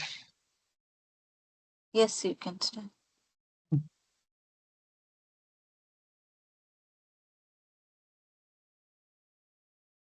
We'll start with MongoDB. Before explaining MongoDB, I will explain what is database management system. Database management system means it is a software used to store and maintain data and all. For example, if you take Amazon like data company, they will have the products data, they will have the user data, they will have the order data, they will have so much amount of data, right? That data and all, they have to store somewhere and they have to maintain it. If you think before people were using Excel sheets, they were doing the tally softwares. Everywhere they were maintaining data there only. Excel sheets, Google Docs and all. Nowadays, that time also database systems was there, but nowadays database systems became more popular. We can use database management system to store data very effectively. For example, if you go for any medical shop and if you search for any data, if they search for any medicine, through the computer only they will find where the medicine is. Na? You might have seen this thing. When you go for the medical shop and you give the prescription, they will see the medicine and they will enter it on the computer and they will get the serial number where the medicine is. They will directly go there and they will take the data. They will take the medicine. Same way, in our database management system is also, it's like a software where the data will be organized properly. All the data will be organized properly in the form of tabular column or any other way. Whichever the way, you can keep it proper way, and that way data will be arranged. That is database management system. In simple terms, database management system is used for storing and maintaining databases. Okay. There are two types of database management systems. One is relational database management system. Another one is non-relational database management system. Relational database management system means your data will be properly structured and organized. For example, take library. If you go for a library, once you enter the library, there based on the genre wise the books will be arranged, right? Or else if you go for any college library, based on the department wise, the racks will be there. If you go to each department, based on the subject wise, they will be arranging the books. You might have seen this thing from that. This is how the relational database management system will be. Entirely will be in the table structure. Your relational database management system will be in the table-like format. Next comes to the non-relational database management system. Here, data will not be properly structured, but it will be easier to store. For example, how we can tell? Consider consider this Instagram post and that. There will be so many. One people will post more than 100 posts, and there will be more than millions and lakhs of Instagram posts will be there, right? If we store in a proper structure-wise table format, that will be consuming so much size, and it will be stucking in the performance. Instead of that, if you store all the Instagram posts in a non-relational database, it will be lightweight. Then it will be easier to fetch also. Through the query methods, we can easily fetch also. Both are having different user cases and all. I will show you which one is better in the use case. Both are for storing data only. Relational is good at some case, non-relational is good at some case. Okay. In relational database. for MongoDB, like how you No, gave no, for no. I didn't relational touch it in MongoDB. I library. didn't touch it. I didn't touch in MongoDB. I will tell Okay. you. Now for Oh, non-relational. non-relational, yeah, Okay, non-relational. Yes. relational Can like you gave library, a uh, medical store, yes, yes, yes. For like that. non-relational, actually in non-relational database management system, there are so many types are there. For example, if you take MongoDB, it will be one type. If you take GraphQL, it will be one type is there. That's why I'm thinking which is suitable for all. Just give me a minute, I will think. Like Yeah. Okay. Okay, sir. Cloud Showroom, Cloud Showroom.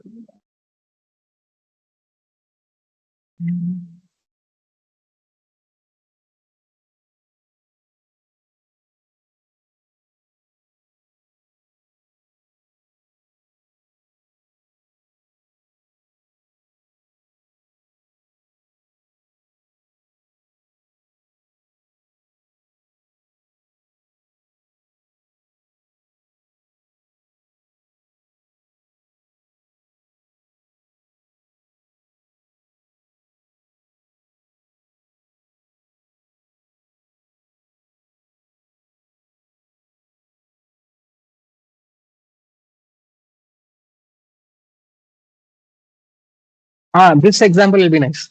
This, if you, have you gone to mechanic shops and all? There they will have toolboxes and all, na? Toolbox or toy box, anything like that. Now take the toy box example. In the kids and all will play with toys, right? They will put all the toys in a box container and all.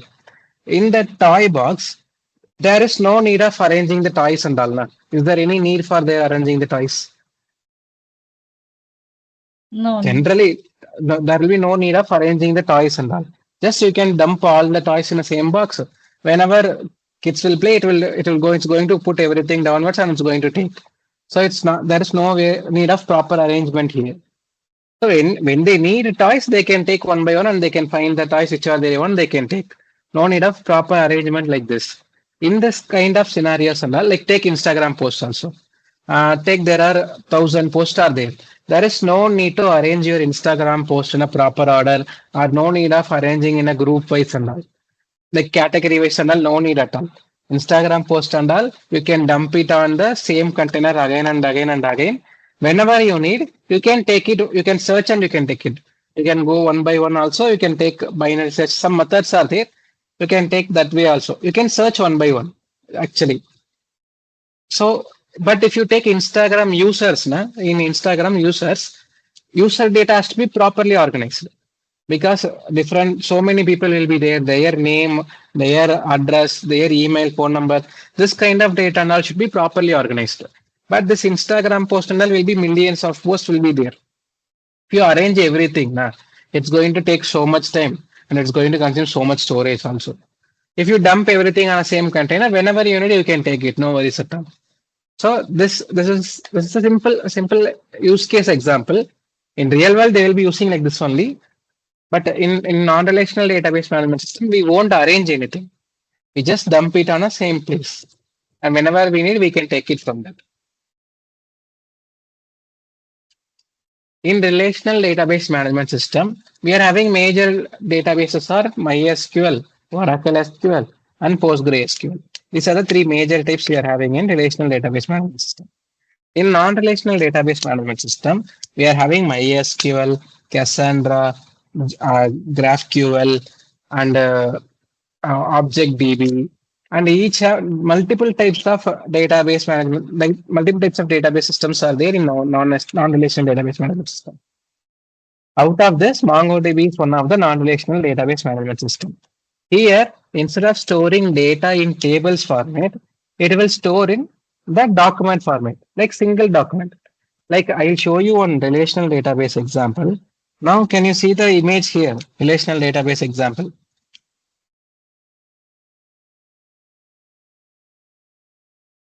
Yes, can you see this photo? That relational database photo. Yes, yes. Here, see the data is properly organized. A table is created, two columns are created. Data are properly organized here.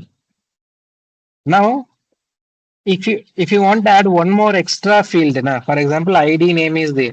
If you want to add one more field like marks or any percentage required, something like that, you can't do that. If you want to add one more column, you can't do that here. But in MongoDB document and all, you can add any column. We can add like that is a document, right? We have seen already. See, this is a document like this, na MongoDB document. It was like this, na. If you want to add one more property, you can add one more property. If you want to remove any property, you can have any remove any property. So it was more flexible here, right? Comparing the relational.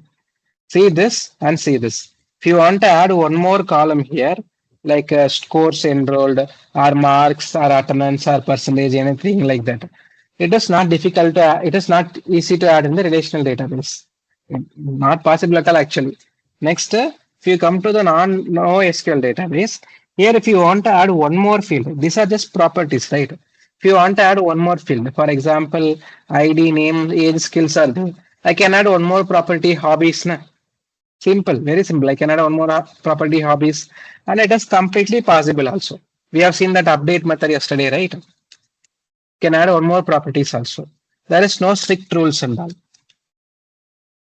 When you are having this much kind of use case and all, we'll be using the NoSQL database. Okay. Are you clear with the relational and non-relational?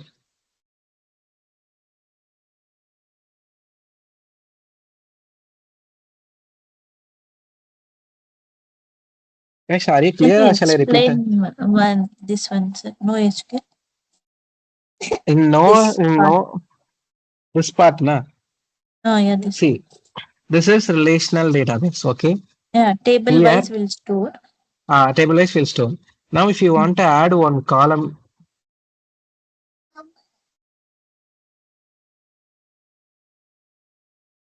if you want to add one column here, for example, if you want to add marks or attendance or staff or anything, now it is not possible to add one more column in this table. But non in the document database, in the NoSQL database, yesterday we have seen na, here we can add one more property, right? Yesterday we have seen update method. In update method, Yes. we added one more property offer, remember? We have added, Yes, right, sir. Yes. yesterday. It Yeah, we was are more having. flexible here. So this kind of advantages we are having in NoSQL. Okay. Here we are having, but to fetch easily, we have like if you want to find any data very easily, na, this relational will be very useful for managing the data in a proper order. This will be very useful. This relational to store data, but no need of that much management things and all means we know SQL will be very nice. That I told you, na, take Instagram. In Instagram, users data will be also there, post data will be also there. Users data has to be properly organized. So whenever anyone did log in and log out and all, that has to be perfectly arranged and organized. In that case, we can use relational database management system. Next, if you come to the Instagram post, there will be millions and billions of posts will be there. If you want to store that, you can't manage actually, right? One guy will have 100 or 200 posts will be there. So there are millions of users are there in Instagram. So if you total count it, na, there will be millions and millions of posts will be there. If you want to organize everything properly, na, we don't have that much computer facilities nowadays. We don't have that much database service. So in this scenario, this NoSQL will be very much better. See here, you can store all the post on single collection, simple one collection only required, and you can link it with any person. Simple. You can store all you can have 1,000, 2,000, so much post, billions of posts also you can store in NoSQL database. And scaling is one more advantage when we are having it NoSQL. I will explain you later. Are you clear why we are why when this did you understood the difference actually that is important. Yes, sir. Yes, sir. Okay. Now we'll see MongoDB. MongoDB is a non-relational database management system. Here, first advantage we are having is flexibility. Flexibility means, see here, this I told you, na, we can add one more, we cannot add here, we can add here. This table we are having, na, this is called a structure. Okay. This structure, we can add one more, we can add one more, we can add one more, we can add one more. This is called a structure. Okay. This structure, we can add one more, we can add one more, we can add one more. This is called a structure. Okay. This structure, we can add one more, we can add one more, we can add one more. This is called a structure. Okay. We'll call it a schema technically. The schema is fixed in relational database management system. The structure or schema will be fixed. We can call it a schema also, structure also. This will be fixed. Okay. So it is not difficult to change. It is not easy to change. But if you go to this MongoDB, it is so flexible. If you want to add one property, you can add property. Simple. So it is more flexible. Okay. We are having this flexibility advantage. Next is scalability. Scalability I will explain you after this topic. Next, high performance. This also I will explain you after this topic. Are you clear with the flexibility now? I already explained flexibility, so I explained the flexibility now. Yes, sir. As of now, understand that MongoDB is scalable and it has high performance. Okay. In MongoDB, documents are stored in Besant format. Besant. Besant means binary JSON. This binary JSON and JSON almost look similar only, but technically the data format is JSON only, but technically we'll call it as Besant, binary JSON. In MongoDB, data, the document we are having now, this is a document, right? This is a document. This document is stored in Besant format. This is Besant format only, but it will look like JSON format only. So we can call JSON and Besant are similar only. Almost same only, no syntax difference and all. But we'll call JSON and Besant. That's it. MongoDB stores data in Besant format, which is similar to JSON. Okay. In interview, they might ask you this thing. In MongoDB, documents are stored in which type? They will ask this thing. You can tell Besant data, which is similar to JSON data. Fine. Next, this is structured. This is relational database management system. In relational database management system, data will be stored in tables like this only. And here it is fixed. We can't do any extra columns on that. Okay. Next, NoSQL. In NoSQL, we are having multiple types of NoSQL databases. One is document based, which is our MongoDB and CouchDB. Next, we are having key value pairs. This Redis, DynamoDB and all. This Redis and all mostly used for caching purpose. This is one kind of database, NoSQL database. Their data will be differently it will be. It is more kind of used for cache purpose. Next, column based database. Next, graph based database. So many kinds of database systems are there in NoSQL. Out of this, major is MongoDB and Cassandra. MongoDB is the most famous in non-relational. Okay. This is how MongoDB data will look like. We have already seen this MongoDB data and we already worked also. Are you clear with this? Yes, sir. Okay. Now we'll see scaling. Scaling means consider you are organizing a function at your home. Now you are expecting around 20 to 30 people will come for your function. Suddenly, what if 50 people comes? Now you have planned for 20 people, 20 to 30 people. Say for buffer, you arrange it for 35 people for accommodation or anything like that. If you are organizing an event, you have planned an accommodation for 35 people. Now suddenly 50 to 60 people came. Now how will you accommodate them? You need any space. Like for example, it's like some event, you need some extra chairs. That time what you have to do, you have to buy some chair, right? You need a space to put the chair. You need to buy chairs that time. So many problems will come there, na? You planned the event for 35, but 50 people came. That time you have to manage the people, right? 50 people. So you will be borrowing chairs from neighbor home. You will be arranging some outside some tents and all. So you will manage it somehow. Same way, you have built a database management system which can store only 1,000 people data. Assuming the scenario, which can store only 1,000 people data, and it can run only 2-3 queries at same time. Like this, you are having some conditions for your database management system. If suddenly 1,000 users, like you are having 100 users, you are having specific facility for storing 100 users. Suddenly, if 1,000 users came, or 5-6 queries running at same time. If any high usage or anything comes, you have to manage it, right? That managing is called as scaling. We'll call that as a scaling.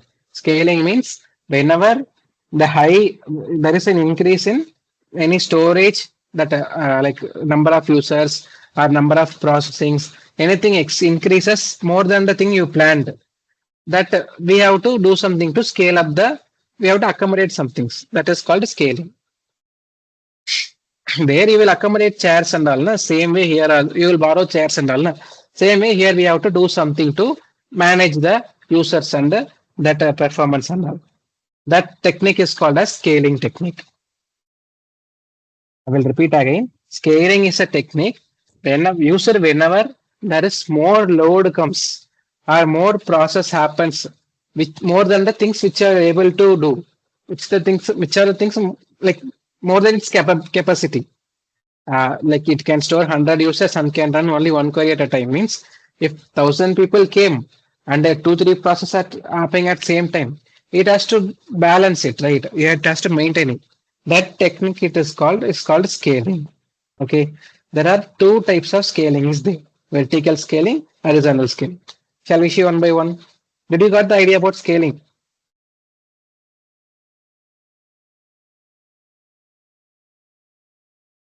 Or else I will give you a simple example. It will be very easy to understand for you. Now you want to book train ticket. Okay. Uh, okay, you want to book train ticket. Okay. In train ticket, under time of tatkal, okay, at 10 o'clock. You know, right? So many people will come at same time for booking ticket. You know this now. Even sometimes this IRCTC will crash. It will not allow someone to enter inside. It will even if you it will show available ticket, and even when you book it, it will show in waiting list. Have you seen this and all? Have you seen this IRCTC or any when results comes any government websites and all? It will stuck directly. Yeah, server is busy. Not This kind of things and all happen. This is happening because of improper load management. If they manage the load properly, these things and all will happen. Consider any celebrity YouTube trailer or anything comes, any celebrity trailer or song or anything comes on YouTube. Now, at the same time, there will be lakhs and lakhs of people will be coming at same time in the YouTube. Na? Consider any big celebrity, Shah Rukh Khan, Vijay or something like some people's trailer or anything comes. People will suddenly come to YouTube and they will see. Na? Did YouTube lag at any time? You might have never seen YouTube lagged. Like that likes and comments might be freezed, but that video will never stop. Have you seen anything like that? yes, sir. YouTube never stuck. That is because of the proper load management. When you do proper load management, your performance will be nice. There will be no lagging issues and all. This and all. That is called scaling. Load balancing or scaling. Like they will be planned. Like if they will be planned for 1 lakh users, and even if it is if 2 lakh users comes also, they will be doing everything for not making your YouTube constant thing. But this IRCTC and government websites, no, they won't do this. They won't have any planning and all. If there is any huge load comes, server will crash. Simple. So scaling is like making your application more bigger. Okay. There are two ways. I told you, scaling is a technique. There are two ways you can scale your application or database management system. One is vertical scaling, another one is horizontal scaling. First, we'll see vertical scaling. Vertical scaling means server is a computer only, right? Server is a computer in some other place. It's an online computer. Now, when higher user comes, when you want to process more data, what you can do? You can change the server's hardware. You can change CPU, you can change RAM, you can change hard disk. You can do anything. You can change graphics card. You can do anything to make the CPU high performance. Consider you are having that online server on an i5 computer. Suddenly more people or more load came. Now you want to scale up your server. What you can do? You can change it to i7 PC, and you can change it to i9 PC, or you can change it to 16 to 32 GB RAM or 64 GB RAM. You can change from 512 GB SSD to 20 GB SSD, or you can change the speed of the hard disk. You can do multiple things. No? You can do multiple level things in the hardware level. If you scale up your computer with hardware level, that is called as vertical scaling. Okay. Here nothing will change. Same database management system will be there. Only your CPU will be changing your that process CPU will be changing to handle more load. That's it. Are you clear? Now this will be little more expensive because there's a limit. Na? I9 you can go. If I11 comes, you can go. Then there will be maximum, the highest processing CPU will be there. Na? That is the maximum CPU you can use. Next, you can use the maximum RAM of 62 to 64 GB to 180 to 128 GB RAM. You can't use more than that. Motherboard will not support that much. And you cannot use more than 5 TB, 6 TB, SSDs also. Your motherboard will not support that. So what happens? There is a limit here. And see the expense of this. One graphics card will be costing 2-3 lakhs. And so much expenses going on. Na? And the hardware problem is there. So this vertical scaling will be useful at very rare times. Okay. Are you clear with what is vertical scaling? Just improving a database server. Server means computer only. This you know, right? Yes, sir. Database is a, like server is a computer only, but it will be in some other place. That's all. We'll be accessing via internet. That is called server. So whenever the high usage comes for the database server, we can scale with the hardware of the server. That's all. Next, the another way of handling this is this horizontal scaling. Horizontal scaling means adding more computers. You are having one i3 computer. It loads it manages the load of 100 people. Means if there are 200 people came, you can have another i3 computer. You can connect with them, and you can balance the remaining 100 load here. So you can scale up your system by adding more computers, more computers and linking it together. This is vertical scale. Okay. So this is horizontal. Sorry, this is horizontal scaling. In horizontal scaling, we'll add more computers as much as possible. In vertical scaling, we'll update the hardwares. Okay. Are you clear? Now you can ask if there are 2-3 computers are there, then how data will be maintained the same across the all types of all servers, and how it maintains this and all. We are using sharding and replication. With the help of sharding and replication, we can maintain it perfectly. It will be linked properly. If there is one change happened there, it will be updated here. Everything we can do properly with the help of sharding and replication. Okay, here we are having one advantage. We can grow as much as possible. Like if there are there are 10 computers, manages 1 lakh people means if there are 2 lakh people comes means you can add another 10 computers. If 3 lakh people comes, you can add another 10 computers. If 5 lakh people come, you can add another 1 or 2 computers. So the more the user comes, the more you can expand it by adding more computers. But this sharding and replication I told, na, which is used to manage this data, that also helps up to certain point. If you are having 50 computers and all, there that management is difficult. So that management of this database service will be little complex. That's all. In vertical scaling, we'll update the CPU's hardware or some other hardware things. In horizontal scaling, we'll add more computers. In vertical scaling, we are having the advantage of no change of architectures and all, no extra techniques required. And we have the different disadvantage of the highest threshold point we can have to a maximum level of computer. Next, in vertical and horizontal scaling, we can add so much computers as much as possible. With the help of the sharding and replicating techniques, we can maintain the consistency over data across multiple servers. And here we are having the advantage of adding more computers as much as possible. Here we are having the disadvantage, which we cannot able to manage 50-60 computers at all at the same time. Are you clear with this? Horizontal and vertical scaling.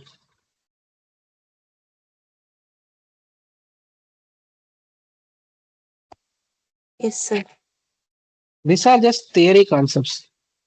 Just Can in you share interview. this document also? I will share you. It is not completed actually. I will share you by tomorrow.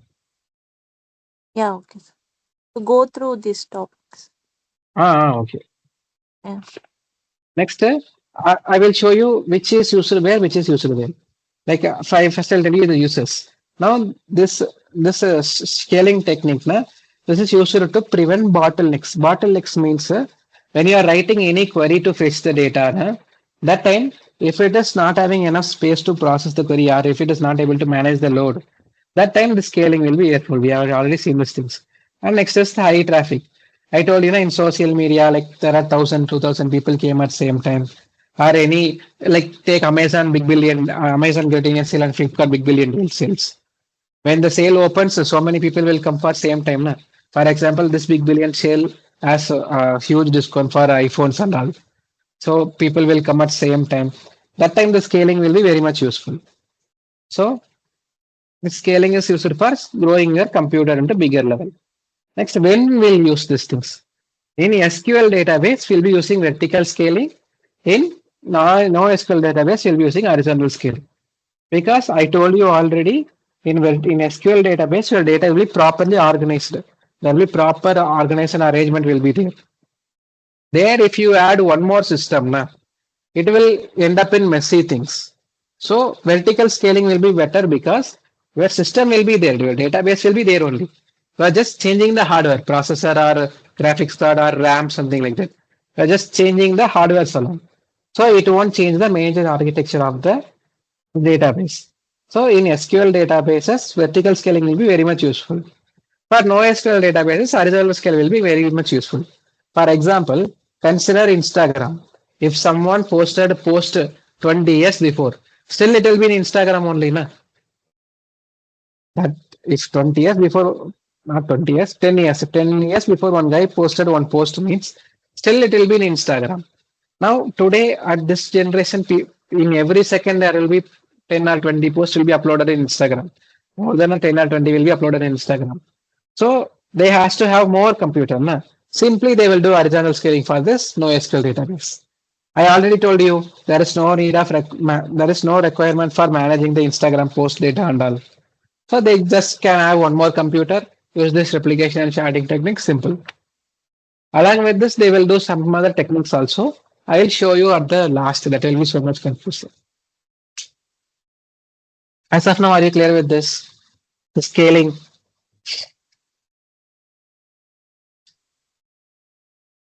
Are you clear with the scaling and SQL and NoSQL difference? Yes, sir.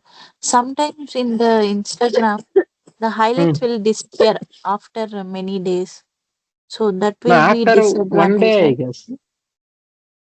If you No, add highlights won't disappear. Only stories will disappear after 1 hour. One day. Sorry, sometimes, one day. sir, like no song will be available or some That technical is issue. because of the copyright issue. Okay. Some technical issues will happen. Sometimes Oh, technical issues will happen, but song removal and all because of the copyright issue. Because when a song releases, if you mm, want to use any song in Instagram, Instagram has to pay some license amount for the song album. Like Sony Music and all, you might have heard Sony Music, Sarigama. They and mm, all will have the license for the song. They will pay for the film and they will buy the license. So if you want to use this song in Instagram, Instagram will maintain the license for some period. And they will have some analytics report, which are the songs are majorly used, which are not used. If some songs are not mostly used, they will not renew the license. That's why you might have used that song before so many days and you might have stored it in your highlight. If they didn't renew the license, that song will be gone because of this reason only. yeah. Okay, sir. This Spotify and all, they will be having licenses. Okay, sir. Got it. Hmm. Okay.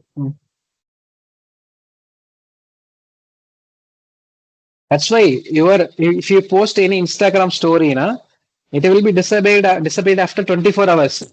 But if you open your profile and if you open archive, your stories will be there. Even before 5 years, you might have put out one story. That will be in the archive. You can check today. That will be in the archive. Your all In data will settings, be in sir. the Instagram. Settings. In profile, if you open that menu bar and all, you will be having that archive will be there. So all the Okay.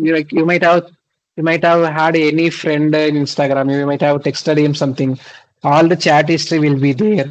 All the story will be there. Everything will be there in Instagram. Nothing will be removed. It's like storage, permanent storage. Once you upload it on Instagram, it will be there only. Oh, Yeah, okay, yeah, sir. yeah. So many things are there. And you might have seen this also. Nowadays, if you open Instagram, when you scroll now, after 6 posts, it will not be visible. If you open anyone's profile, 6 posts or 7 posts, 6 or 9 posts will be visible. After that, if you want to see, now you have to scroll. It will refresh that time only. This kind of things and all will be done on the front end engineers. So everything, there are so many processes are there one after other. Nothing will be dependent on only one technology or nothing. All are interlinked only. You are also from full stack batch only, no? Yes, sir. Full stop.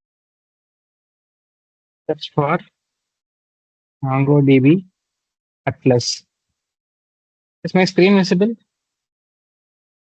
Yes, sir. It's visible. Search for MongoDB Atlas. In that, see, you will get like this mongodb.com product platform Atlas like this. Open this Atlas database. After opening the Atlas database, here it will be like get started. It will be here or here somewhere get started will be there. You can choose anything. Like get started. And if you want to do sign up with Google, you can do sign up with Google also. Or if you want to create account, you can create account also. What I will do, I already have the MongoDB account, so I will create with some temporary email.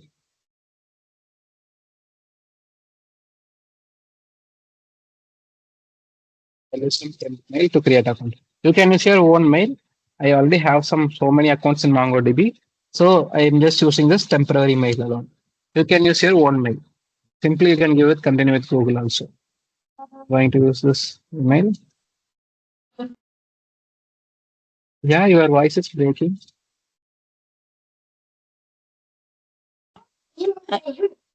I was asking, like, if we give our own email ID, won't it be any problem? No, no problem. You are signing with Okay. the Gmail and Allah. Same way, this is Yeah. also a cloud database. You don't need to do it. Yeah. Okay, sir. I already have accounts and projects with some things on that.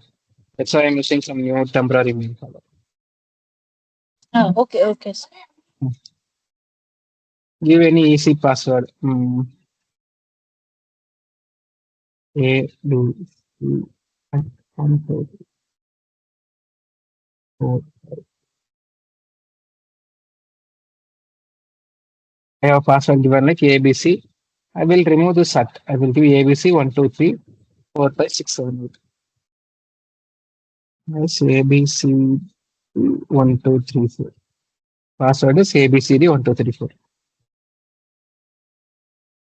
Actually, and create your Atlas account. I have given name, email, that full first name, last name, email, password, company, no one. Just click create account.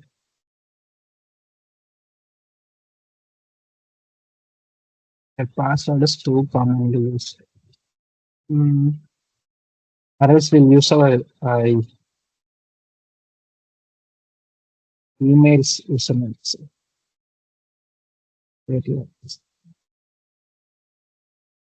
Not contain your email address.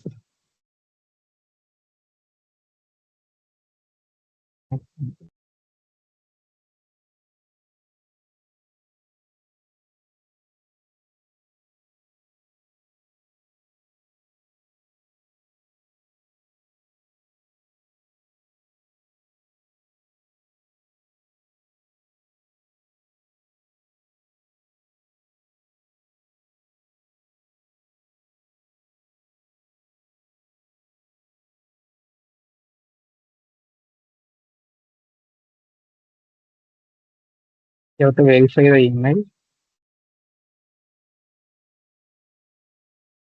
After verifying,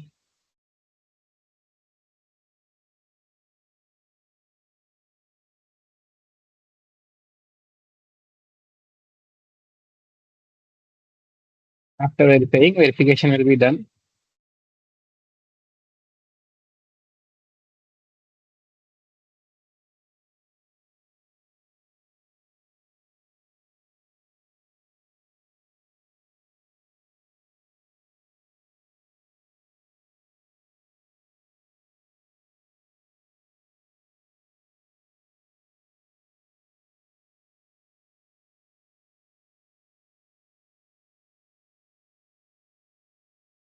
Okay, here after verification, it will take us here.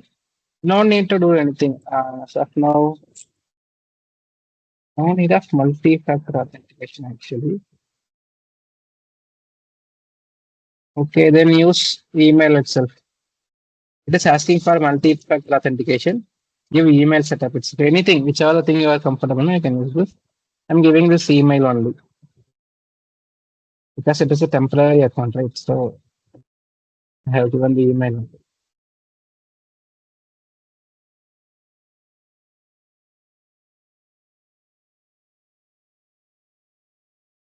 966 856 66 856. Okay, now we almost with this setup and all. You have just now we set up.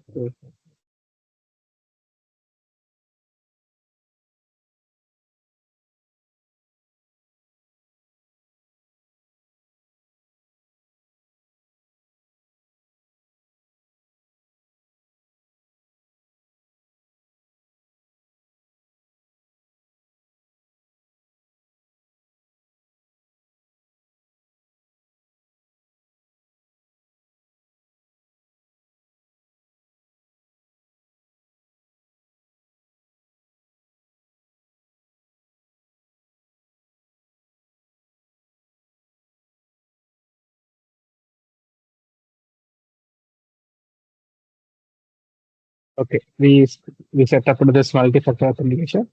Now it should go on.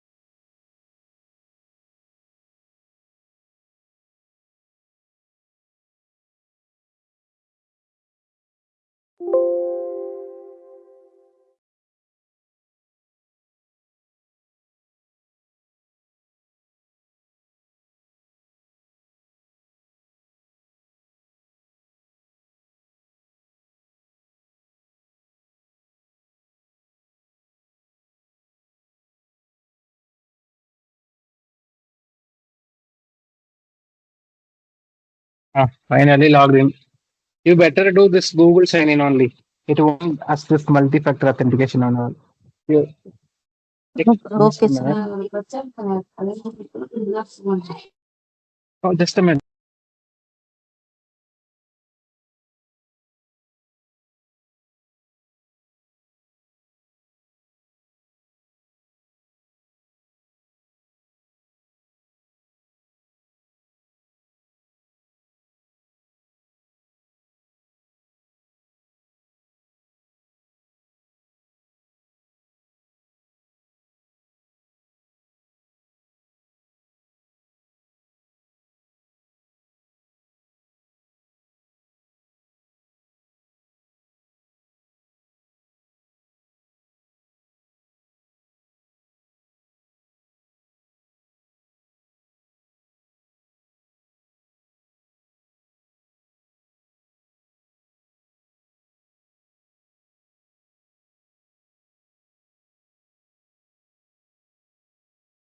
Now you can ask. Previously, it was breaking the voices. No, you said to log in through Google account, no? So I said, Do okay, sir. yeah. Go Mm. do with Google account only. Now you Mm. also do along with me. Once you reach this step, just let me this like step overview, create a cluster. Once it came, na, just let me do it along with me. Uh, Sir, actually, I have login through phone. Okay, okay. Just afterwards try it on your laptop. Yeah, I'll try and send you screenshot, sir. Okay. Uh, After this, here it will ask for the cluster. This cluster is like the cluster is the main like container we can tell. First, you have to create a cluster. Now create cluster. Here, there will be multiple options will be there. We have to select the free version. Or else this should be paid. We have to mention the credit card details and all. Just select the free version. They provide us the free storage of 512 MB. Like 512 MB storage, like they are giving the free cloud storage, no? That is only of 512 MB. And this 512 MB itself more than enough for a basic level projects and all. Once you are deploying any cloud proper product, that time you can purchase these things. As of now, free is enough. Your data will be in KB sizes only. So free is enough. Select this alone. Don't change anything in this and all. Don't change anything in this. Next, click create deployment. After the clicking MO free, that free version, and click create deployment, and it will create the deployment. Here it will ask us to create the username and password. Use the simple username and password. Okay, simple username and password. Your that name and some password. I will use the same as password. Use the simple one because when we need to copy the string, na, that time it will be useful. Don't use that at symbol and all in password at the rate symbols. Close. It will automatically prompted this window will be automatically prompted there. You can enter the password there. You are noting the steps now clearly. If you stuck at any yes, point now sir. you Yes, can sir. ping me. Yeah, When I'll ping you. uh, it will load some sample data set. I will show you how proper database will be. It will give us the like I told you na, in data we'll MongoDB will have some cloud databases. How database will be, how data will be, everything will show you.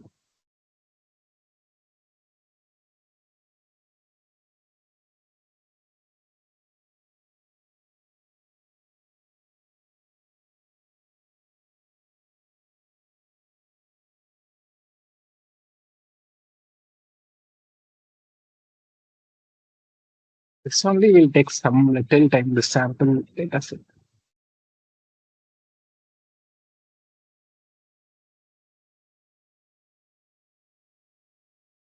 What is that language, sir? Just now you selected.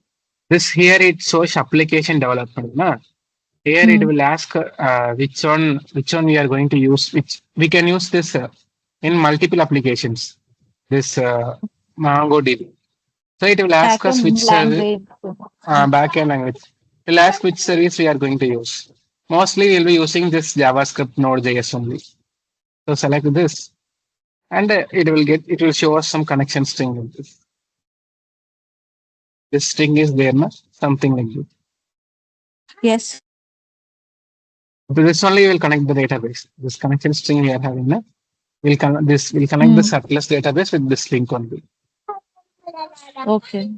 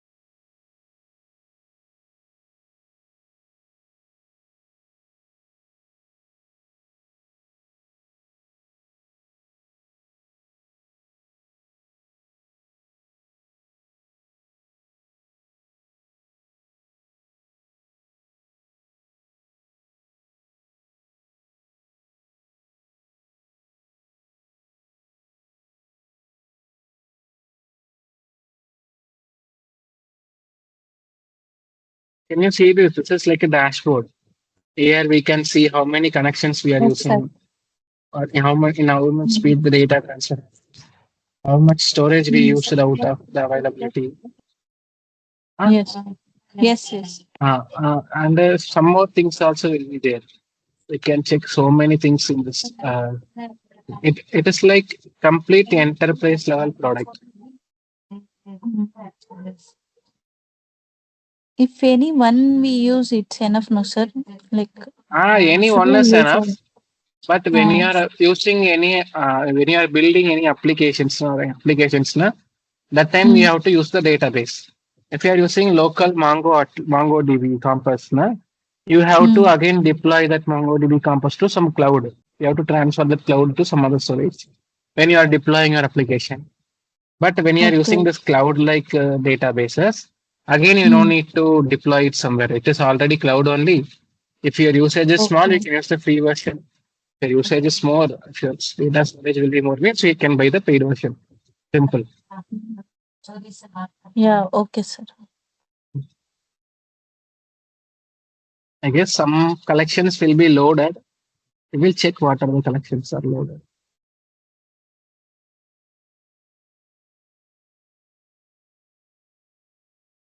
Only this sample influx is loaded.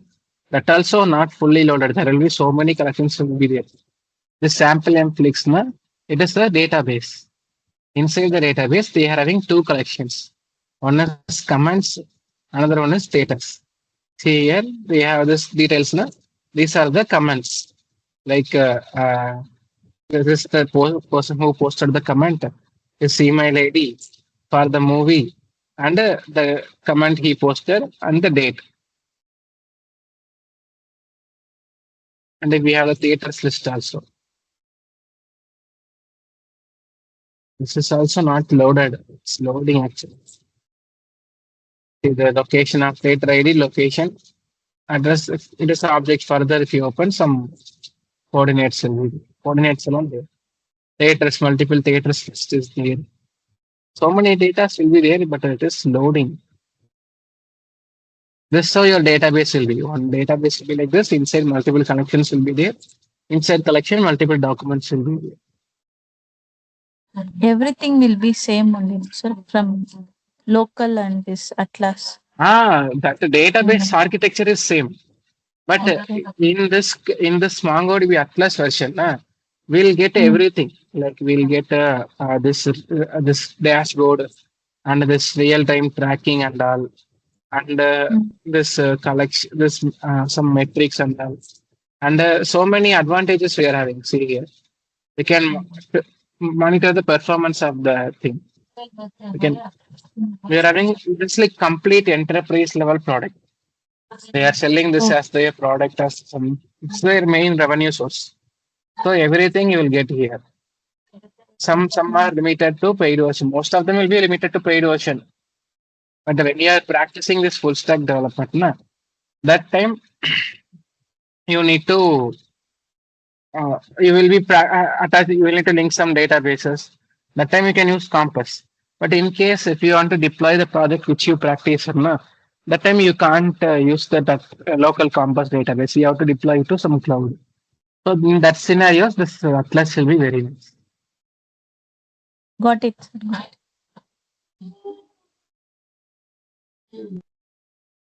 It will be quickly loaded, but it takes so much time. See, next some more collections are loaded. Movies. They have the movie details, na? ID, plot, genders, Mhm. runtime, cast. Yes. This like and see the date size of this thing also. You can see the size also. The size will be very less actually. Clusters,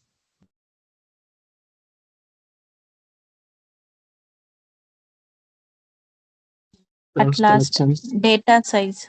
That is fine. Here in outside it will be showing.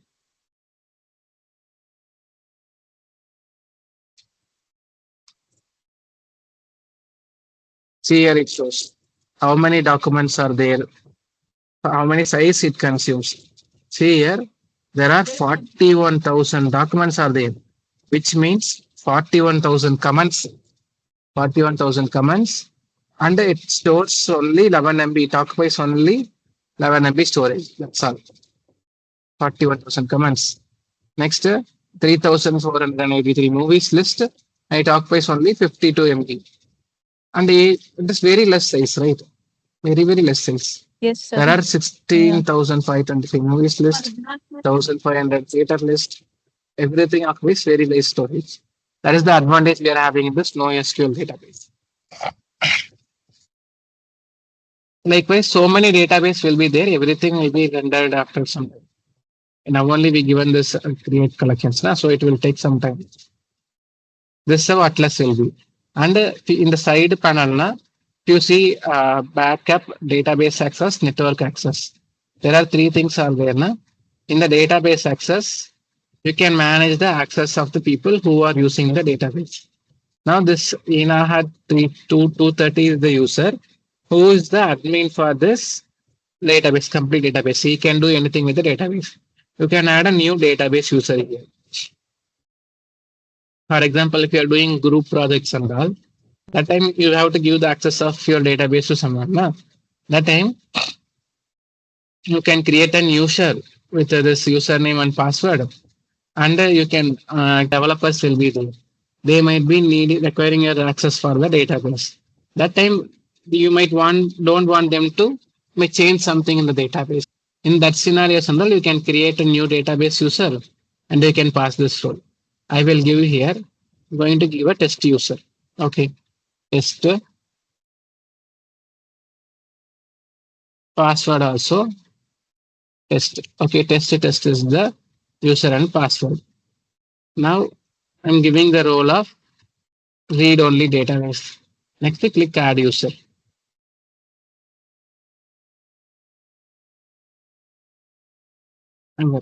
Now see, a new user is created with this resource alone. We can give access for a particular resource also. We can click edit. We have given already roles. Privileges. You can give select role. In this, you can select any role. See, read any database, write any database. These are all roles of the database. You can select that role and you can give any particular database, or you can give to particular collection also. You can do anything. Okay. You can give that access via this way. But for particular database access, we can do this. Or we can give read for all the things. You got the idea na, how to do this thing. Yes, yes. Next, network access. The network access, we can add the network of the server which you have provided. For example, when you connect this to your backend application, you have to add the IP address of the computer where your backend part is running. So in that time, it will match the address of your backend part server, whether it is in this list or not. If the backend server computer's IP address is not here, it will not get access to connect your database. So, make a connection for your database. So you have to add the IP address of the backend server's IP address. And if you are having any cloud provider IP address, that cloud provider IP address you can mention here. For example, if you are having any own domain, you can mention the domain address. The one IP address that will be connected. You can add one more IP address. You can add a local IP address also. Or you can give this allow access from anywhere. This is actually less secured, but if you give this, anyone can access from any IP address. This is not secured actually, but for immediate one or two testing purposes, we can do this.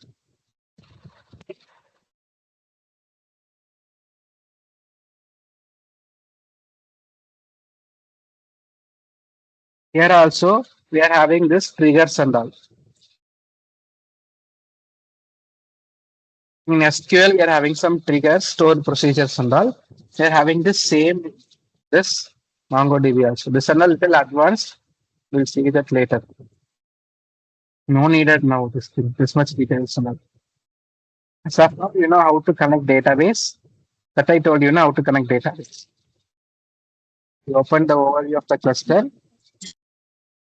In the cluster, you might see this collections. Open this collections. Where is that connect? Overview.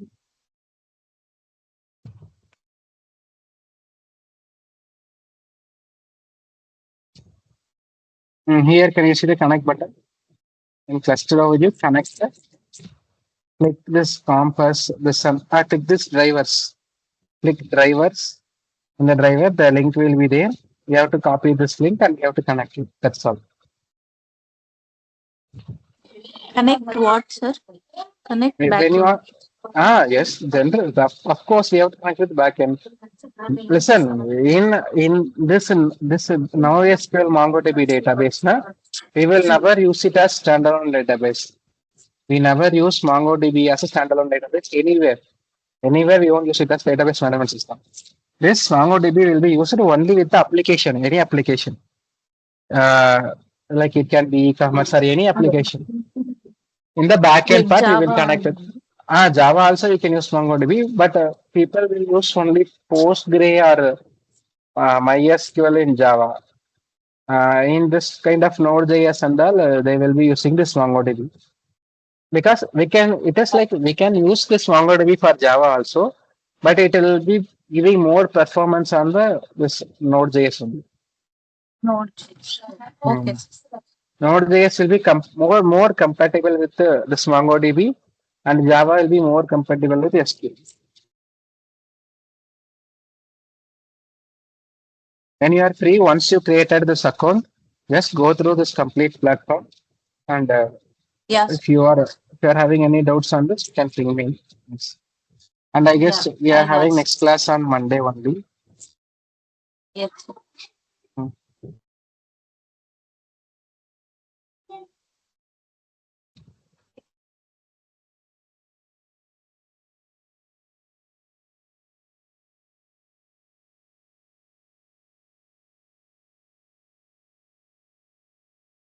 Okay, start try to create this one.